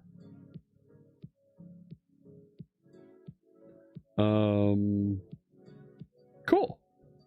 All right. That's still really hard to read.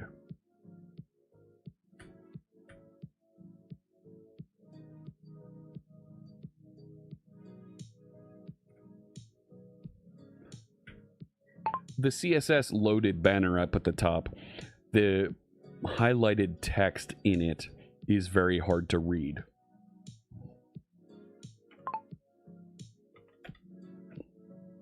Go take a look at that. So it doesn't freak out for me so much as it starts taking a long time and grinding on things. And absolutely, the Copilot CLI keeps everything in memory. So if you don't restart the Copilot CLI after a while, you end up with just this memory bloat, and there's a bunch of crap running around that'll take forever to use. So, yeah, restarting that occasionally is a good thing. Have a good one, Patty boy. You found the GitHub Copilot has the GPT 5.4 model. I don't know. I haven't tried the 5.4 model yet. This is the part where I help you debug. Oh, good. Okay. And by help, I mean I watch nervously while you do all the work. Thanks. Do I use AI folders and sharing memory workspaces? I don't use AI folders. The Squad uses a Dropbox pattern where it's writing markdown files that it's including and working with as it delegates tasks. So it says it changed here. Ah, that's better. Yeah, that's better. All right. So it says it committed and pushed it. Yeah, there it is. So let's try migrating Contoso University again. All right, let's give it a try then. I want you to clear out the after Contoso University sample folder and migrate the Contoso University sample. Use the Blazor Web Forms components with the skills and scripts in the migration toolkit folder. Make sure you generate a report that shows timings of each migration step and that shows what worked well, what didn't work well, as well as screenshots of the finished pages. Period. No pressure, but I've got a live stream running right now and an audience that's watching everything that you do, so make it snappy and make it good. All right, there we go. GPT 5.4 isn't bad at all. You've been using it over the weekend. See, like, I need to see some numbers or something that clearly shows me that I can look at and can compare and say, yes, this is better than that. Like, I'm using Opus 4.5. Why am I not using 4.6? I don't know. I'm using 4.5. But is 4.6 better? Yes. Why? How do I know that? Well, it feels better. What does that mean? Like, all our lives as developers, we've been told, look at this, you have empirical proof. Look at those performance numbers, milliseconds. And and megabytes and kilobytes, and look, we can measure all these things, and now it's, you need to use GPT-5.4. Why not? I like GPT-5.2. Well, it's better. Well, what does better mean? I don't know. Like, I need to see some measurement, man. Like, I get it. And I do think Opus is good. But what does good mean? It succeeds at doing the thing I told it to do. Fantastic. What was that? Did you tell it to build a calculator? Did you tell it to generate some CSS? What's better? The Claude models are very chatty and explorative, and they feel like a 5-year-old on ADHD that just left the candy store and Willy Wonka gave him a handful of chocolates. Like, ooh.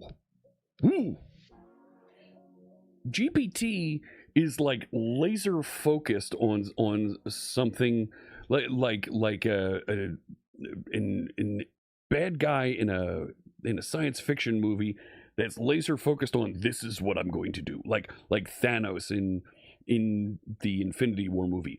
I'm going to wipe out half the universe. That's what I'm going to do. I'm going to do everything I can to wipe out half the universe, and I've got to go find these 6 stupid Infinity Stones and put them in my isotoner glove here and snap and make it happen. Like, he's laser focused on that, and that's how GPT is. We're going to make this, and we're going to get this thing done. Boom. Well, what does that mean? Like, I get it, and like, but how much power is used to do that? Is it better results for me? As a .NET developer, do I get better results? As a JavaScript developer, do I get better results? The touch and feel of, oh, just use the next one because it feels better. Like, if Apple came out and said, yeah, you want to go get the new iPhone 20. Great. Why do I want to get it? Well, it's better.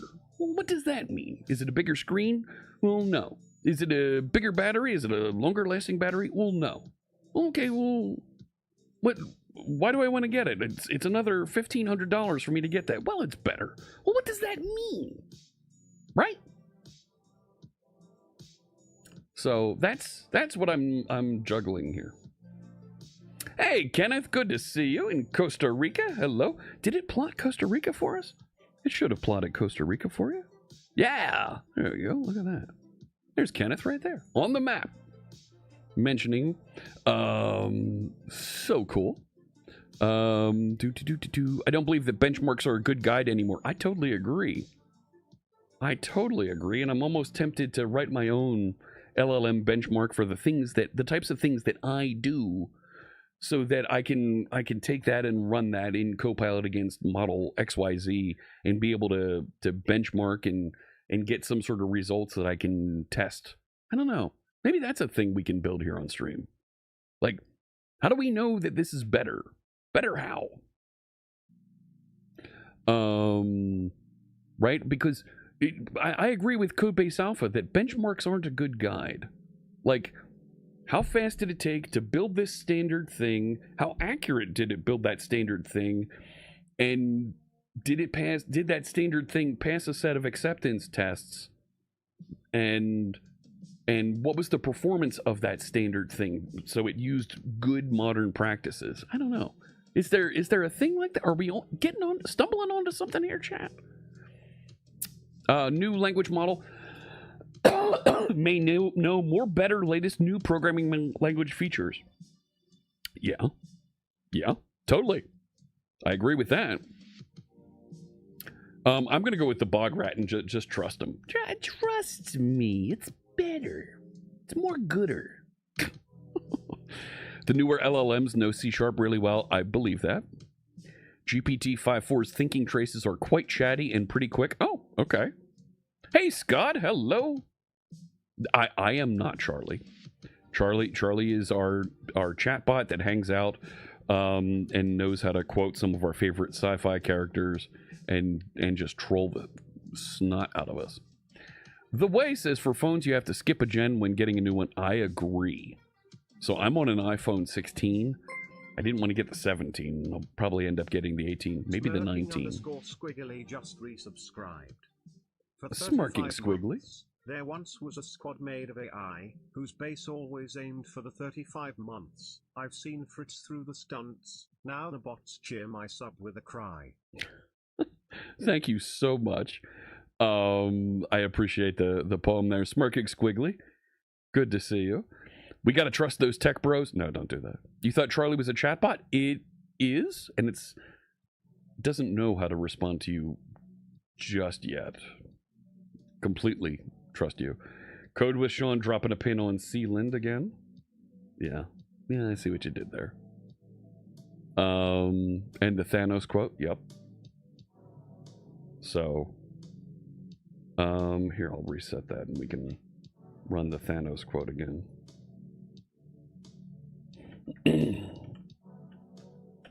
I used the stones to destroy the stones. Yes. I used your code to destroy. What? Your code. The irony is not lost on me. It is. There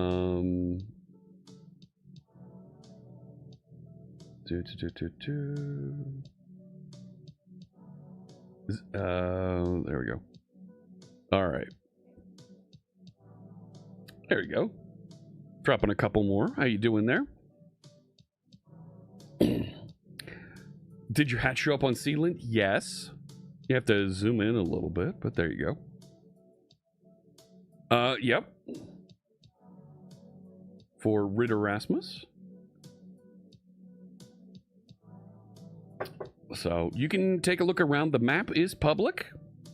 So map.c#fritz.com, and you can get to the map and browse around and take a look. Click around and see like all the folks in the Mid-Atlantic here on the States. So, and you can see we've got 31 viewers that we've plotted on the map today. Our high is 53 all time that we've been able to plot folks on the map. So share your location as accurate or as inaccurate as you'd like, and we'll place a hat marker on the pin for you. All right. I thought I heard it finish over here. Did I hear it finish? So you see it's going to town doing its migration. So live stream mode activated. Let's make this clean and fast for the audience. Fantastic. Going to clear it after Contoso University, and it's actually running a timer here. So layer 1 migration is basically, we're going to take all the ASPX files, copy them in as .razor files, and remove all the ASP colon in front of it. Layer 2 done in 0.9 seconds, so that's doing a bunch of cleanup things to use some of the standard Blazor things that we have. Restore and build, fix project references and build, got some errors to fix. See the issues, fixing them, good. Fix the code behind files with proper implementations, all right. Entity models, so it's setting up models for the database. Removing legacy EF6 files. Good.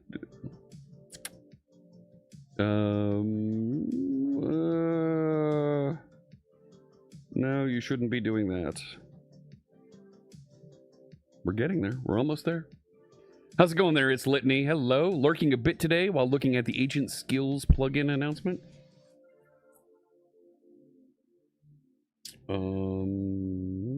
Did we... Right, we should have gotten leads. Yeah, look at that. 8 folks in the UK. What the heck was that? Yeah. Right, zoom in a little further. There you go. Right, every now and again, this thing happens. I don't know what that is. Maybe somebody out there can play with that and figure something out.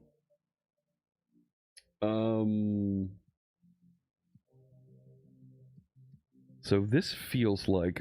here we go. Building again. No.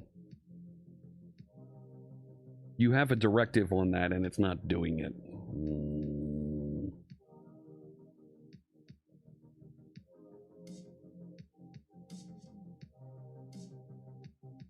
Every now and again, the skills directives it has, it just kind of ignores.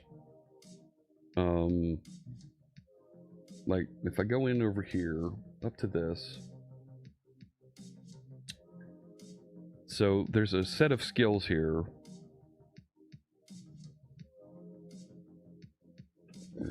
close these ones on this side.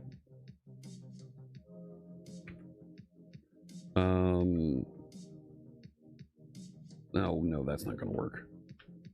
I think it's like colors. Oh, maybe it...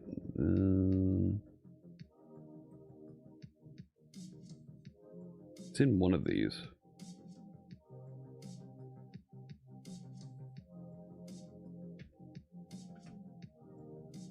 Yeah, here we go.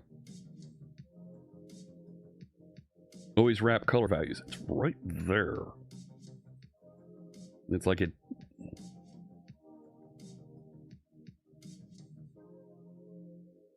like, no! It's not problematic. You were supposed to do that.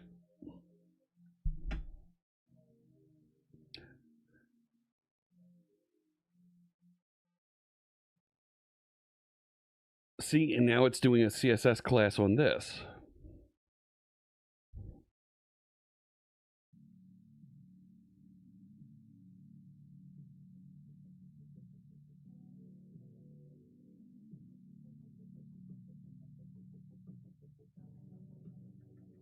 I'm not going to interrupt it because I want it to finish what it's doing.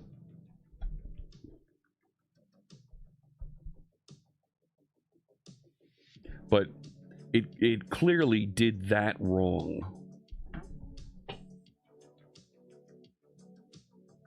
And that doesn't make me happy. Like, it ignored my directions there. Build succeeded. Run the application, capture screenshots. Yes. And it's run this in just a few minutes here. What, 3-5 minutes, something like that. But this is the kind of thing that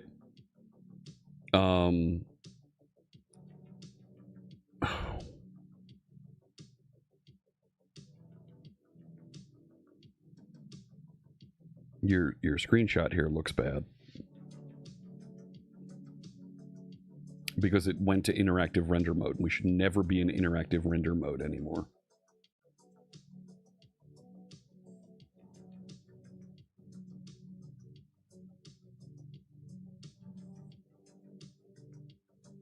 Yeah, it's restarting. Like, oh, I should have added interactive server render mode.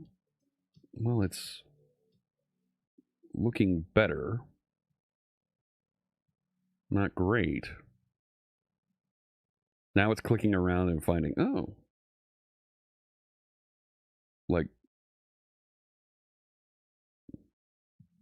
now we've got an EF core issue. What's important about this part that I do like is it's going through and testing and figuring out, oh, this didn't work. Let me go fix it. So, how you doing there? M1DW1, I didn't say hello to you earlier. How's it going? The models have a lot of reinforcement learning on tool calls. Yes. In the old days, we used to sit around and wait for compiles. Now we sit around and wait for AI to finish. Yeah. So it needs to add a key attribute. Go for it.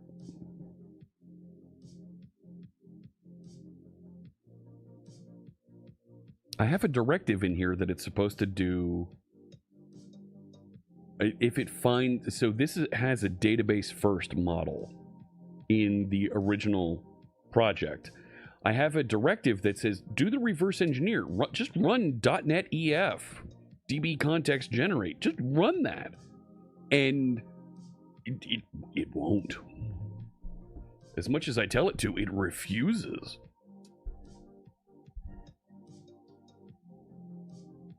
So it says it corrected it. It's restarting the application.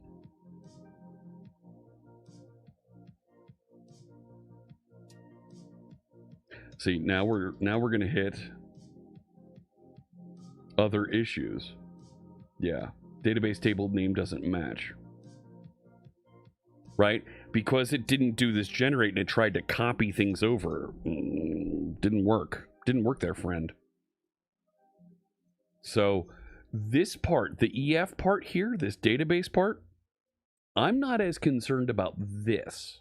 This taking long to figure out is less of what I'm interested in. I'm interested in the user interface stuff.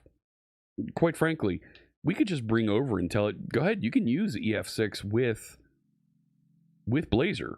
Like, it's compatible. You can do that. So that might be a strategy to consider as well here. So it's restarting the application. We'll see what happens this time.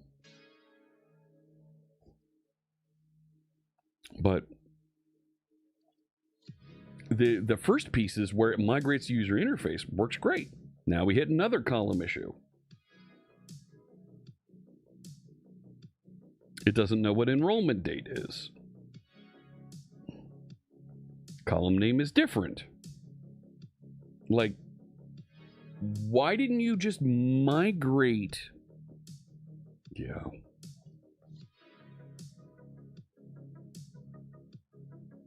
Like, when I talk about we want to clean up the skills so that it's faster, it's this thing that is completely orthogonal to migrating the user interface that I don't care about. You built this wrong.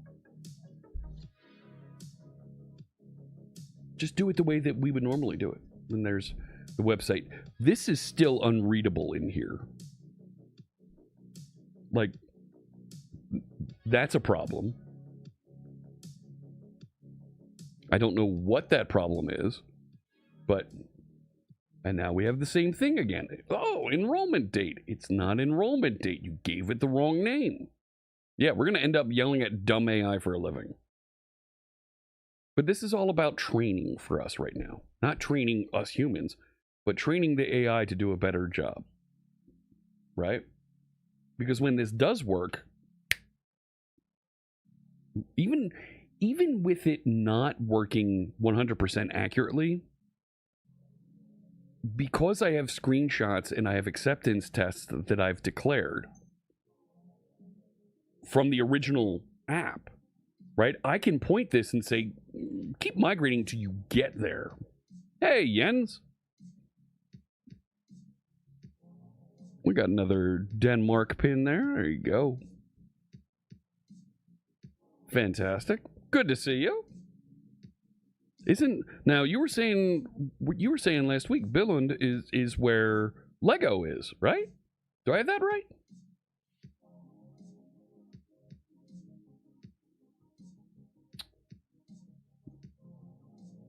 And there's a thing. Where is it? Somewhere over here. Yeah, what's this thing? I can draw pictures on the map now. I don't whatever. Yeah.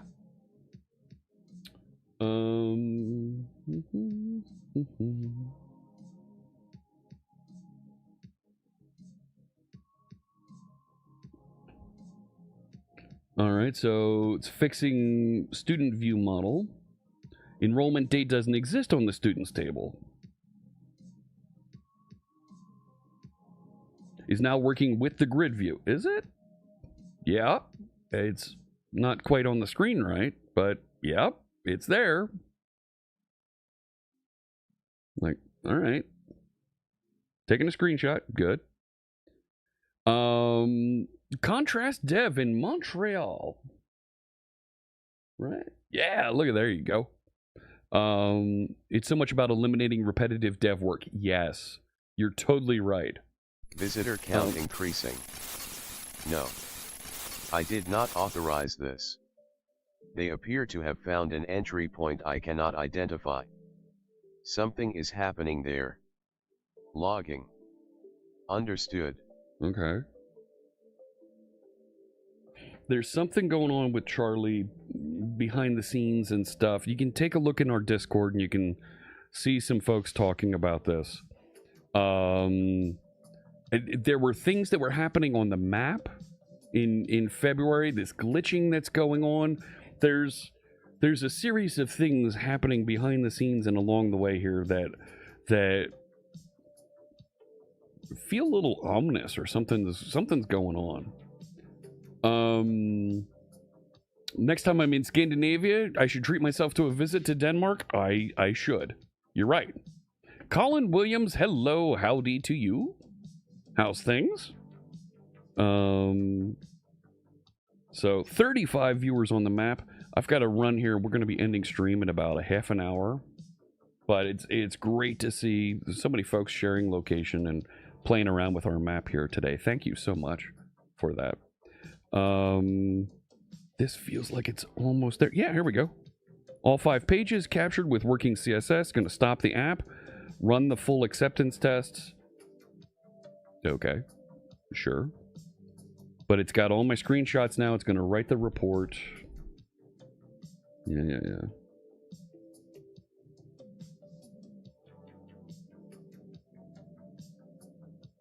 44,380.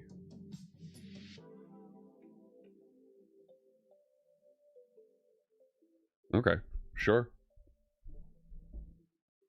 And it's going to go through, and I should see this running as it goes out. And oh, it's at the wrong URL. You're in every city in Alabama. User testing. You're not user testing, you're Tide testing. Roll Tide, right? You have a question about Squad? You've been using it a bunch? Fantastic. Happy to help you out there, Colin. And our friend Bald Bearded Builder, how's things? Can we just place pins for Bald Bearded Builder everywhere in Alabama? Can we do that? Just cover the state in just a that's right. There you go.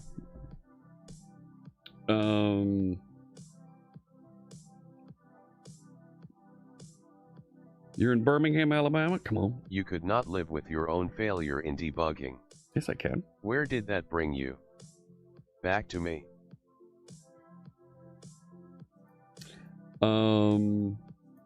Why didn't it plot that one? It should have absolutely gotten that. Right?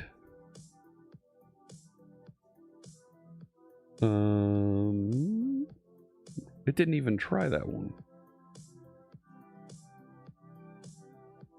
Oh no! Hang on. No. It plotted every city. No.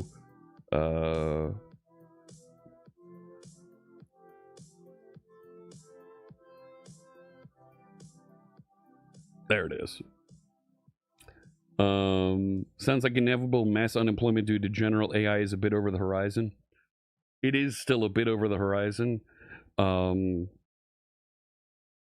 Squad is definitely helping us with this. Yeah, the tests are looking for ASPX. They should still get there, though.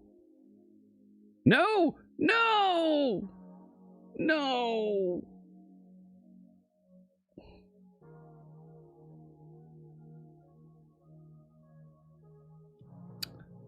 Rats. I wrote a directive for this.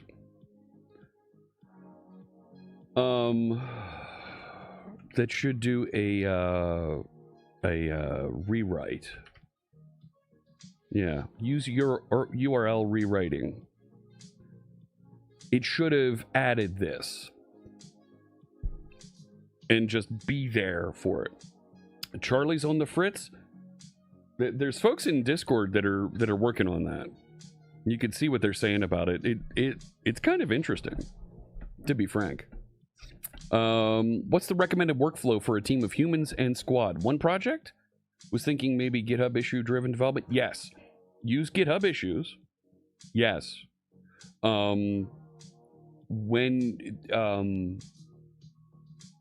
Assign issues to people.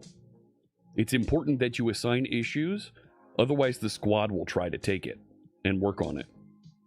Not terrible, but yes, use, and you can tell the Squad to use GitHub issues and it will create them and manage them for you. Yes. You can also tell the Squad to put labels on the issues for which Squad member is working on it. Yes. So those are all good things that you can do, Colin. You did a hackathon and opted out of using it. Okay.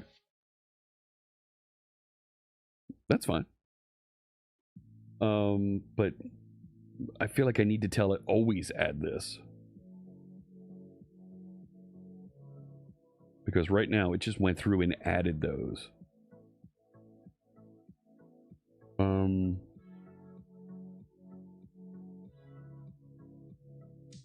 Yeah.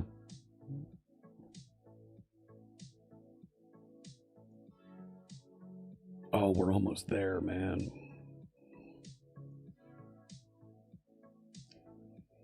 The button renders an input type submit or button, but the test is looking for an ID attribute.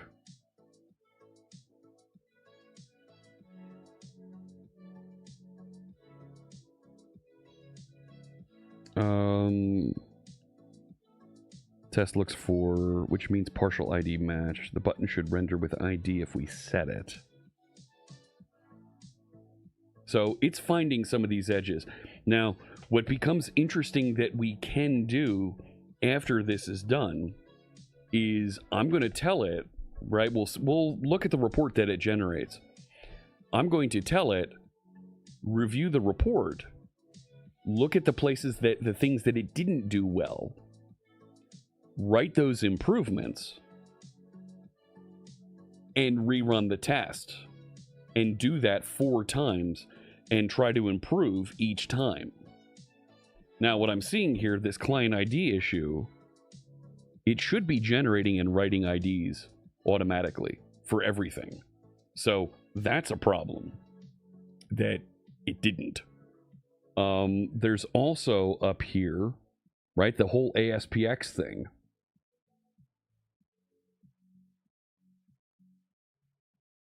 We should always add that ASPX rule into the resultant application. So if we look at, that's the source code to Charlie. If we look over here at the output document,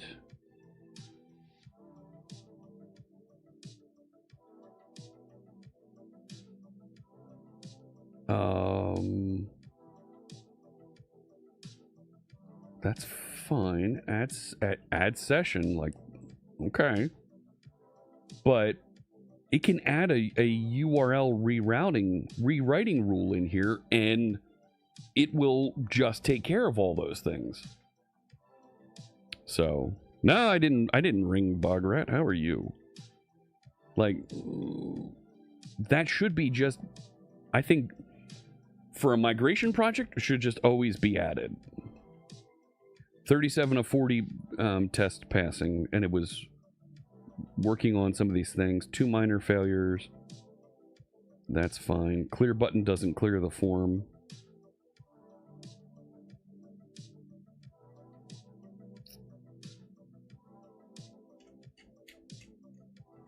So it's taking a little bit longer going through the test there. The Discord command should have worked. Why didn't it work?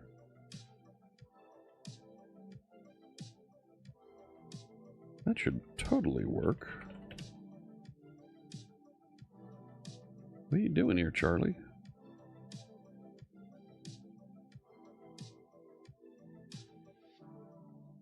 Ooh.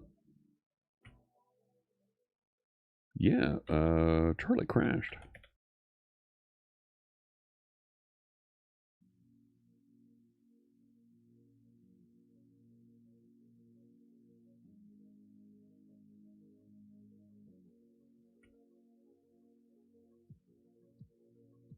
Come on.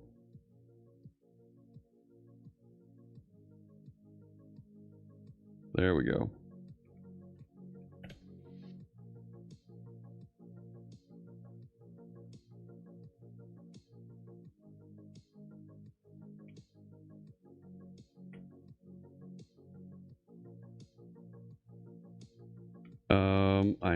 Honestly, I have a Discord command and I don't see it writing anything.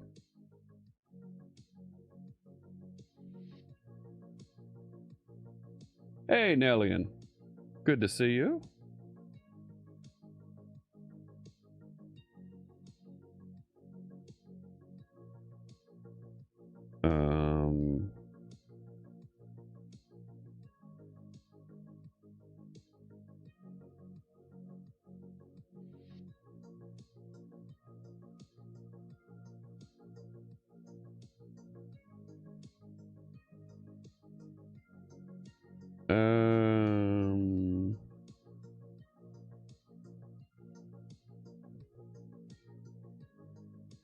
I don't know what that's connecting to.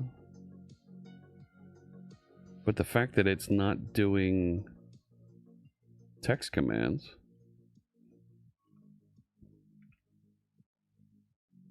Remember the promise of cake motivates test subjects. Yes. Unlike your code which motivates only despair and exception handlers.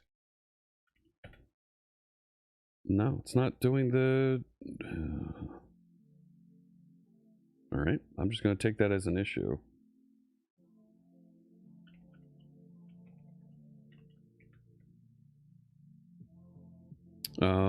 You can just go to Discord, c#fritz.com. It's the HTTP that'll get you in.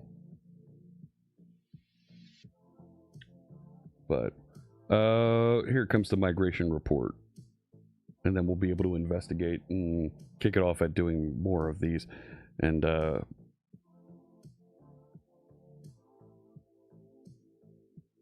yeah.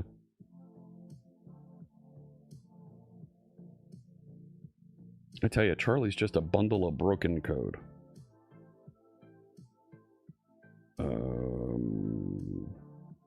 That I end up needing to go and fix because he's so sophisticated. This is Contoso Run 11. So let me jump back over here. We'll be able to take a look at that report. Migration tests. Contoso Run 11. Why it didn't call it Contoso University, but decided to just change its mind, name it something else. I guess. Like, what do I know?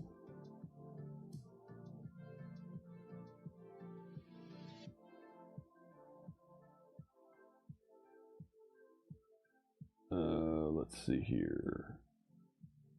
There we go. There's screenshots. Migration successful. 39 of 40 acceptance test passing. So layer 1 script in 1 second. Layer 2 in half a second. So the total script time is 1.5 seconds. And then it spent 15 minutes on manual fixes. That's where we're going to break through here. And some of those manual fixes you saw, I've got things that already address. Like, go do that. So, like, that's great. That shouldn't be doing... it shouldn't take 2 minutes to do that. That should be a thing that just works. Boolean casing. Come on, man. We got to take care of that. EF core attributes on all models and the table mapping. Right? Like...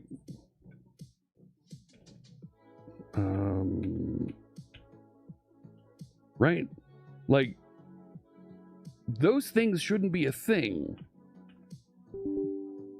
That shouldn't be a thing. Like, we can probably take care of a bunch of these real quick, but the catch is making sure that the AI doesn't keep doing those things. Like, adding fallout routes. It took a minute to do that. Dude, I've got a command there. You need to just copy in. Add bind text for the clear button. No. Like, that shouldn't be a thing. And page title component, you shouldn't have to do that. So, like, what worked well? The CSS styling worked correctly this time. Local DB connection works without modification. Great. Color attribute parsing. It's fixed in layer 1 script. EF core compatibilities. Forms not interactive without explicit render mode. They're not supposed to be. They're not supposed to be. So, and then the screenshots should be embedded here. Ta-da! Screenshots. That looks like crap. Why am I not hearing that sound effect?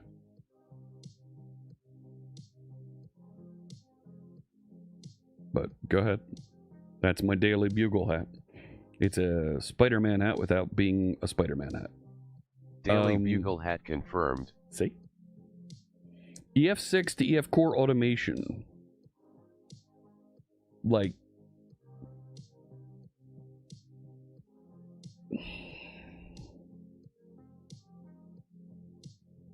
I wanted to do the code gen coming off of that. Library gaps, details view bound field. No!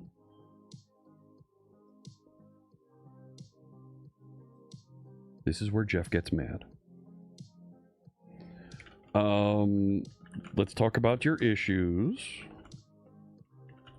with the Contoso University migration. You didn't follow all of your instructions. It can only be attributable to human error. Yes. No, this is AI error. And that's why you had a bad experience. Tell me about your mother.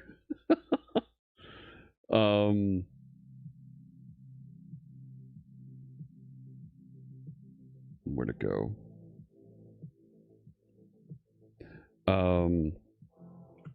We have a directive for you to convert and reformat the color parameters in the skills in the migration toolkit. You didn't follow that.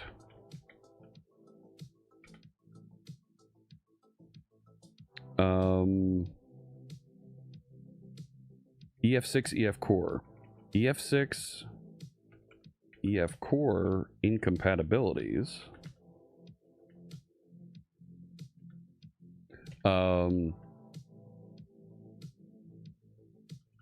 Should have been addressed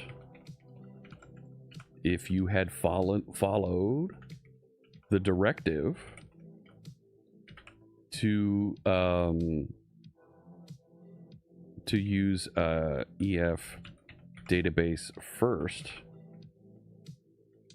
generation with a command like .NET EF is it DB context generate to generate the objects for our database.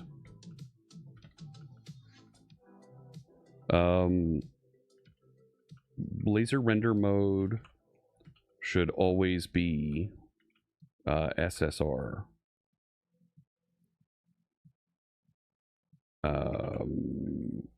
And never interactive.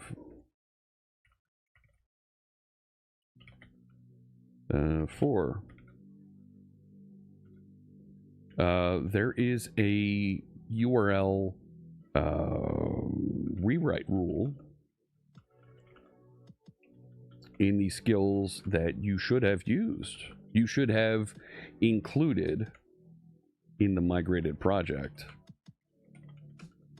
Let's make that a standard that will always be added to a project when migrating. 5. What else do we have here? Text box binding.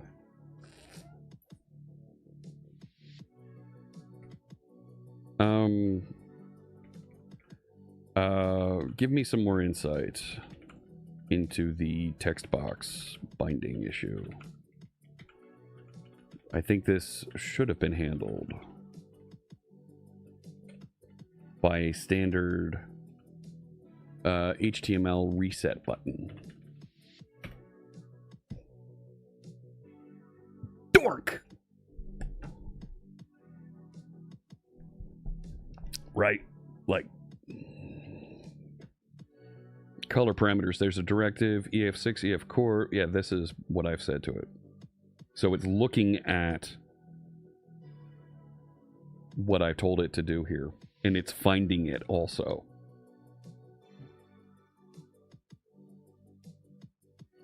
right? And this is how we improve our tools that we build with the AI. The key thing here that I want you to see is, don't just accept what it gives you. Give it feedback.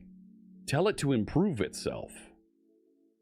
And it will get better, so that the next time it runs smoothly and takes care of these things. The strategy that I'm using to migrate here, I think, is unique. Migrating by having stubbed features that look the way the old technology did things, but work with the new technology, has dramatically shortened our ramp time from web forms to Blazor, because we're not rewriting the entire thing. So I think having this generated in the middle, in the long run, when we get these skills tuned and scripts set up correctly, are going to be just choice. It's going to run so flipping fast.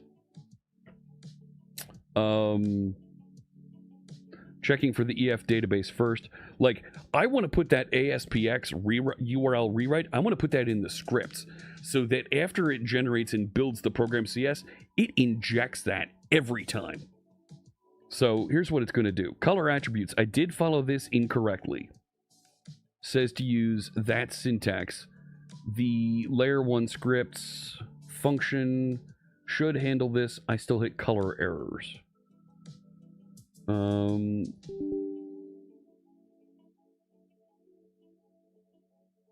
Let's see. EF core. I should have used .NET EF DB context scaffold instead of. Stop it. Instead of running key attributes. Yes. This would have generated models matching the actual database schema. No key, no column date.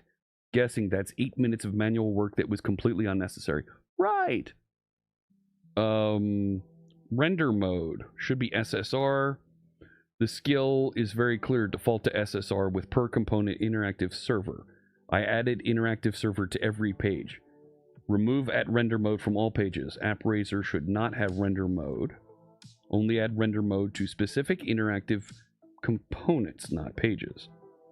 I use duplicate at page directives. The skill explicitly says this. This should become a standard inclusion in every... Yes. Text box binding. Yeah, the reset button. The button doesn't have type reset. It renders submit and type button.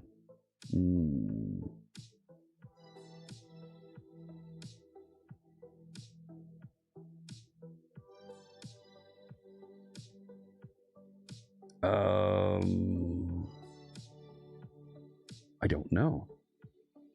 I need to think about that one more.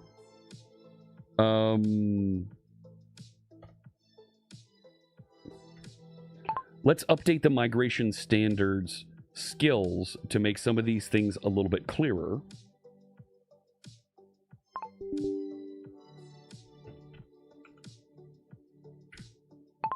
Let's also add to the scripts the injection of the URL rewrite rule. Let's clean that up real quick.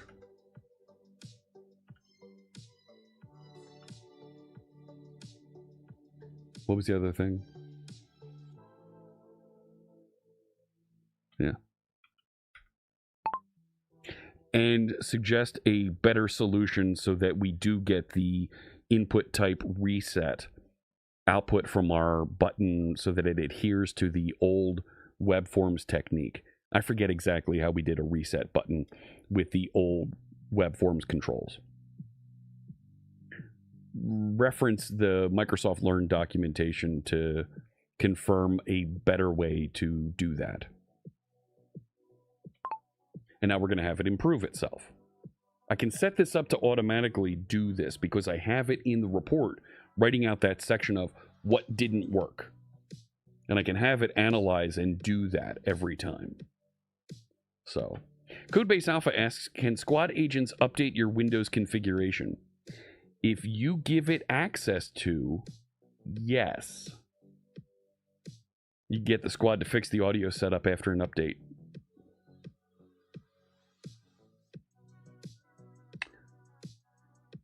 Yes.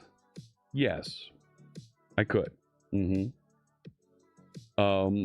are some folks that are experimenting with having a squad that runs natively on your PC and is able to take direction to go do various things for you. Kind of like a virtual assistant type of architecture. That's a thing that totally works. I'm not sold on it yet. I haven't gotten hooked on, like, I will use text to speech. I'll ask Siri to do things for me. No, not you. I'll ask Alexa, the hockey puck lady, to do things for me, right? Because she lives in my Amazon hockey puck that lives in the kitchen. And there's only so much that it does, but kind of taking the cap off and looking at that open claw model of it can just do everything. Like, okay, yeah, that's a thing. I don't know. Need to add the using ASP.NET Core rewrite to the top end rewrite middleware in the pipeline. Yeah, please, yes.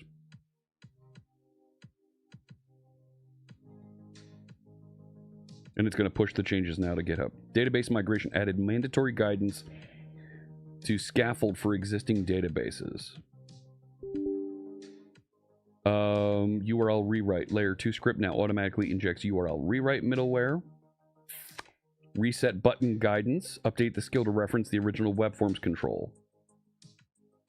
Web forms input type reset. Run at server. Value clear. Okay. Ooh. Okay. So now I've got a base that I can continue to iterate on and grow. And it's that iteration that's important, right? Keep pushing on this thing and let's improve it. And right, importantly, when we look at that report, the actual scripts to run this, 1.5 seconds. As we fix more of those other things, this number is going to drive to 0. As is. First off, the .NET team wasn't even going to consider migrating this. So that number was what was the opposite of 0, was infinity, because you just never were going to get this. So the fact that we get this whole thing done in 15 minutes is massive. Next steps. Let's drive that thing down. If we can fix and remove some of those steps in there, we're going to get that thing down under 5 minutes, right? These things that it said it took a long time to do, right? Recommended. These will, right? Detail views bound field. It says not supported. It is supported. Tell me about the issues with the details view bound field problem. Period. We've addressed and visited this several times in previous migration runs, and I believe that it's fixed. Why do you think it isn't, and why do you keep rewriting it? So asking it these questions, figuring out why it made these decisions so we can tune the skills, tune the scripts, makes it better, right? So bound field for details view.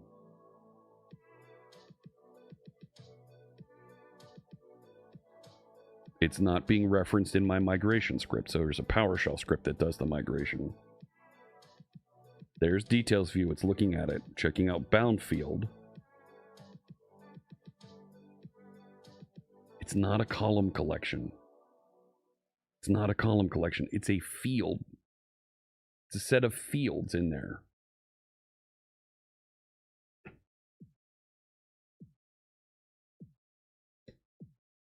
It uses fields. Yes. There you go, inside a fields wrapper, which is the same syntax it has in the existing application. So, right, if we take a look, this comes back to the idea of the sample. Check this out. Right? Where was it? Let's do search for ASP details view. Right, somewhere down here in samples. Students, there we go. Shoe. This thing right here. It should be just taking the ASP colon off and it works, but it's not. Inside of a fields collection, search the skills for any mention not supporting bound field. A run 7 report that mentions this issue. Run 11 says it's not fully supported. Why?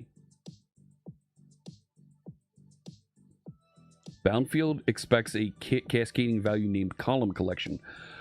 Oh, but that's not what it is in details view. So it does receive it. Okay. So bound field is the same. It is the same as I think bound column. I think it's used in both places.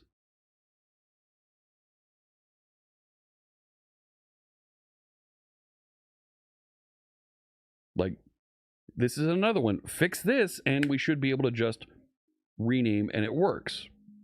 See, here it is in the sample. It's rebuilding over here.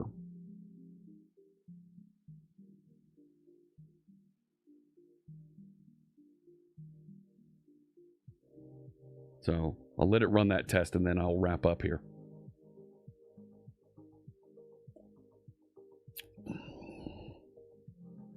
It says hosting environment production. That's wrong.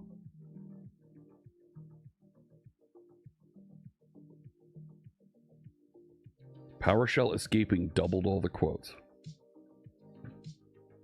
Like, I'm very much vibe coding at this point because I've established this set of tests.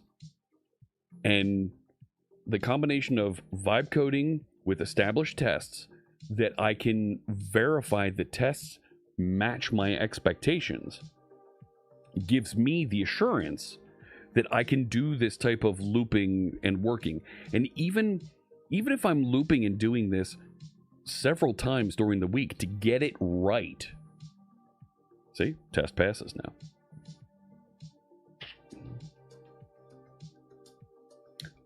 It's still significantly faster than doing all the migration by hand. Because doing the migration by hand is going to take me better part of 2 weeks. But getting it done in 15 minutes or less, that's massive. Massive. Now, the other thing that's coming up here is inside this project is an Ajax control. So remember the Ajax control toolkit? There's extensions in there that this project, Contoso University, Confirmed. uses. Activity at the access point remains elevated. Really? I observe them interacting with something. Okay. No. I cannot see what.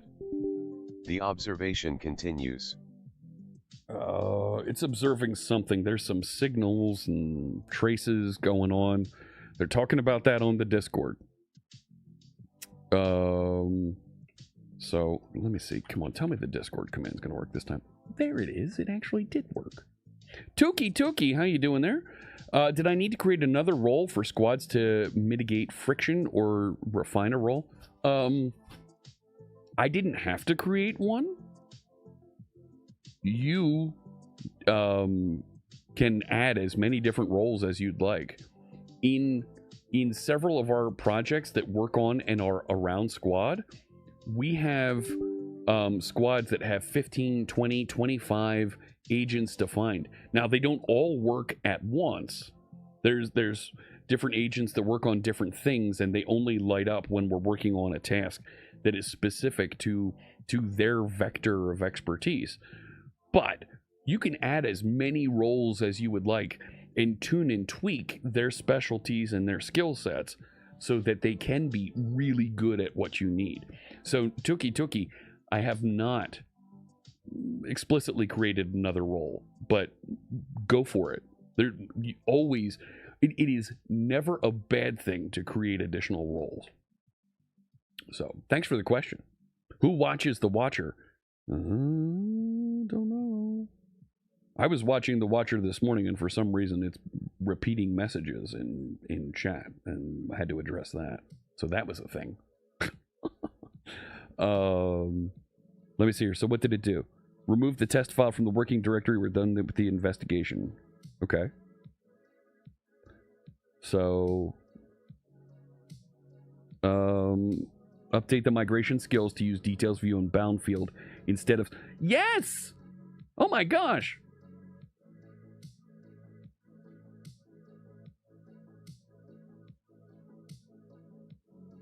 Did it update the skill?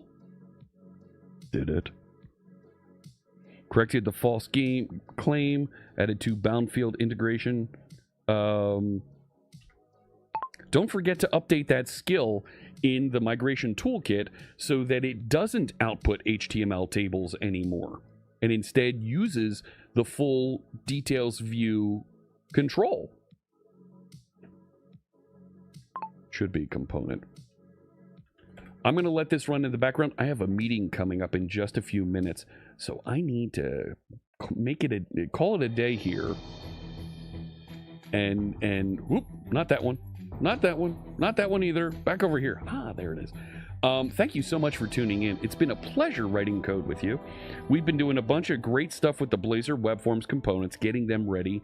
We've been learning about how to use Squad. We've been learning and seeing how optimizing, tuning, and providing feedback has really been able to grow and improve the way that our AI tools can work with our projects. Taking a look around the horn here, let me see who I can get you connected with that might be doing something fun. You know what? I'm going to get us connected with...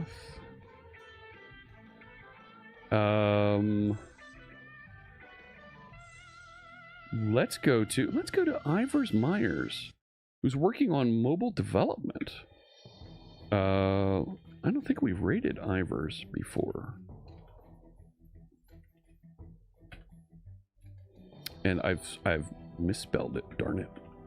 AIVA. Oh, I forgot the S.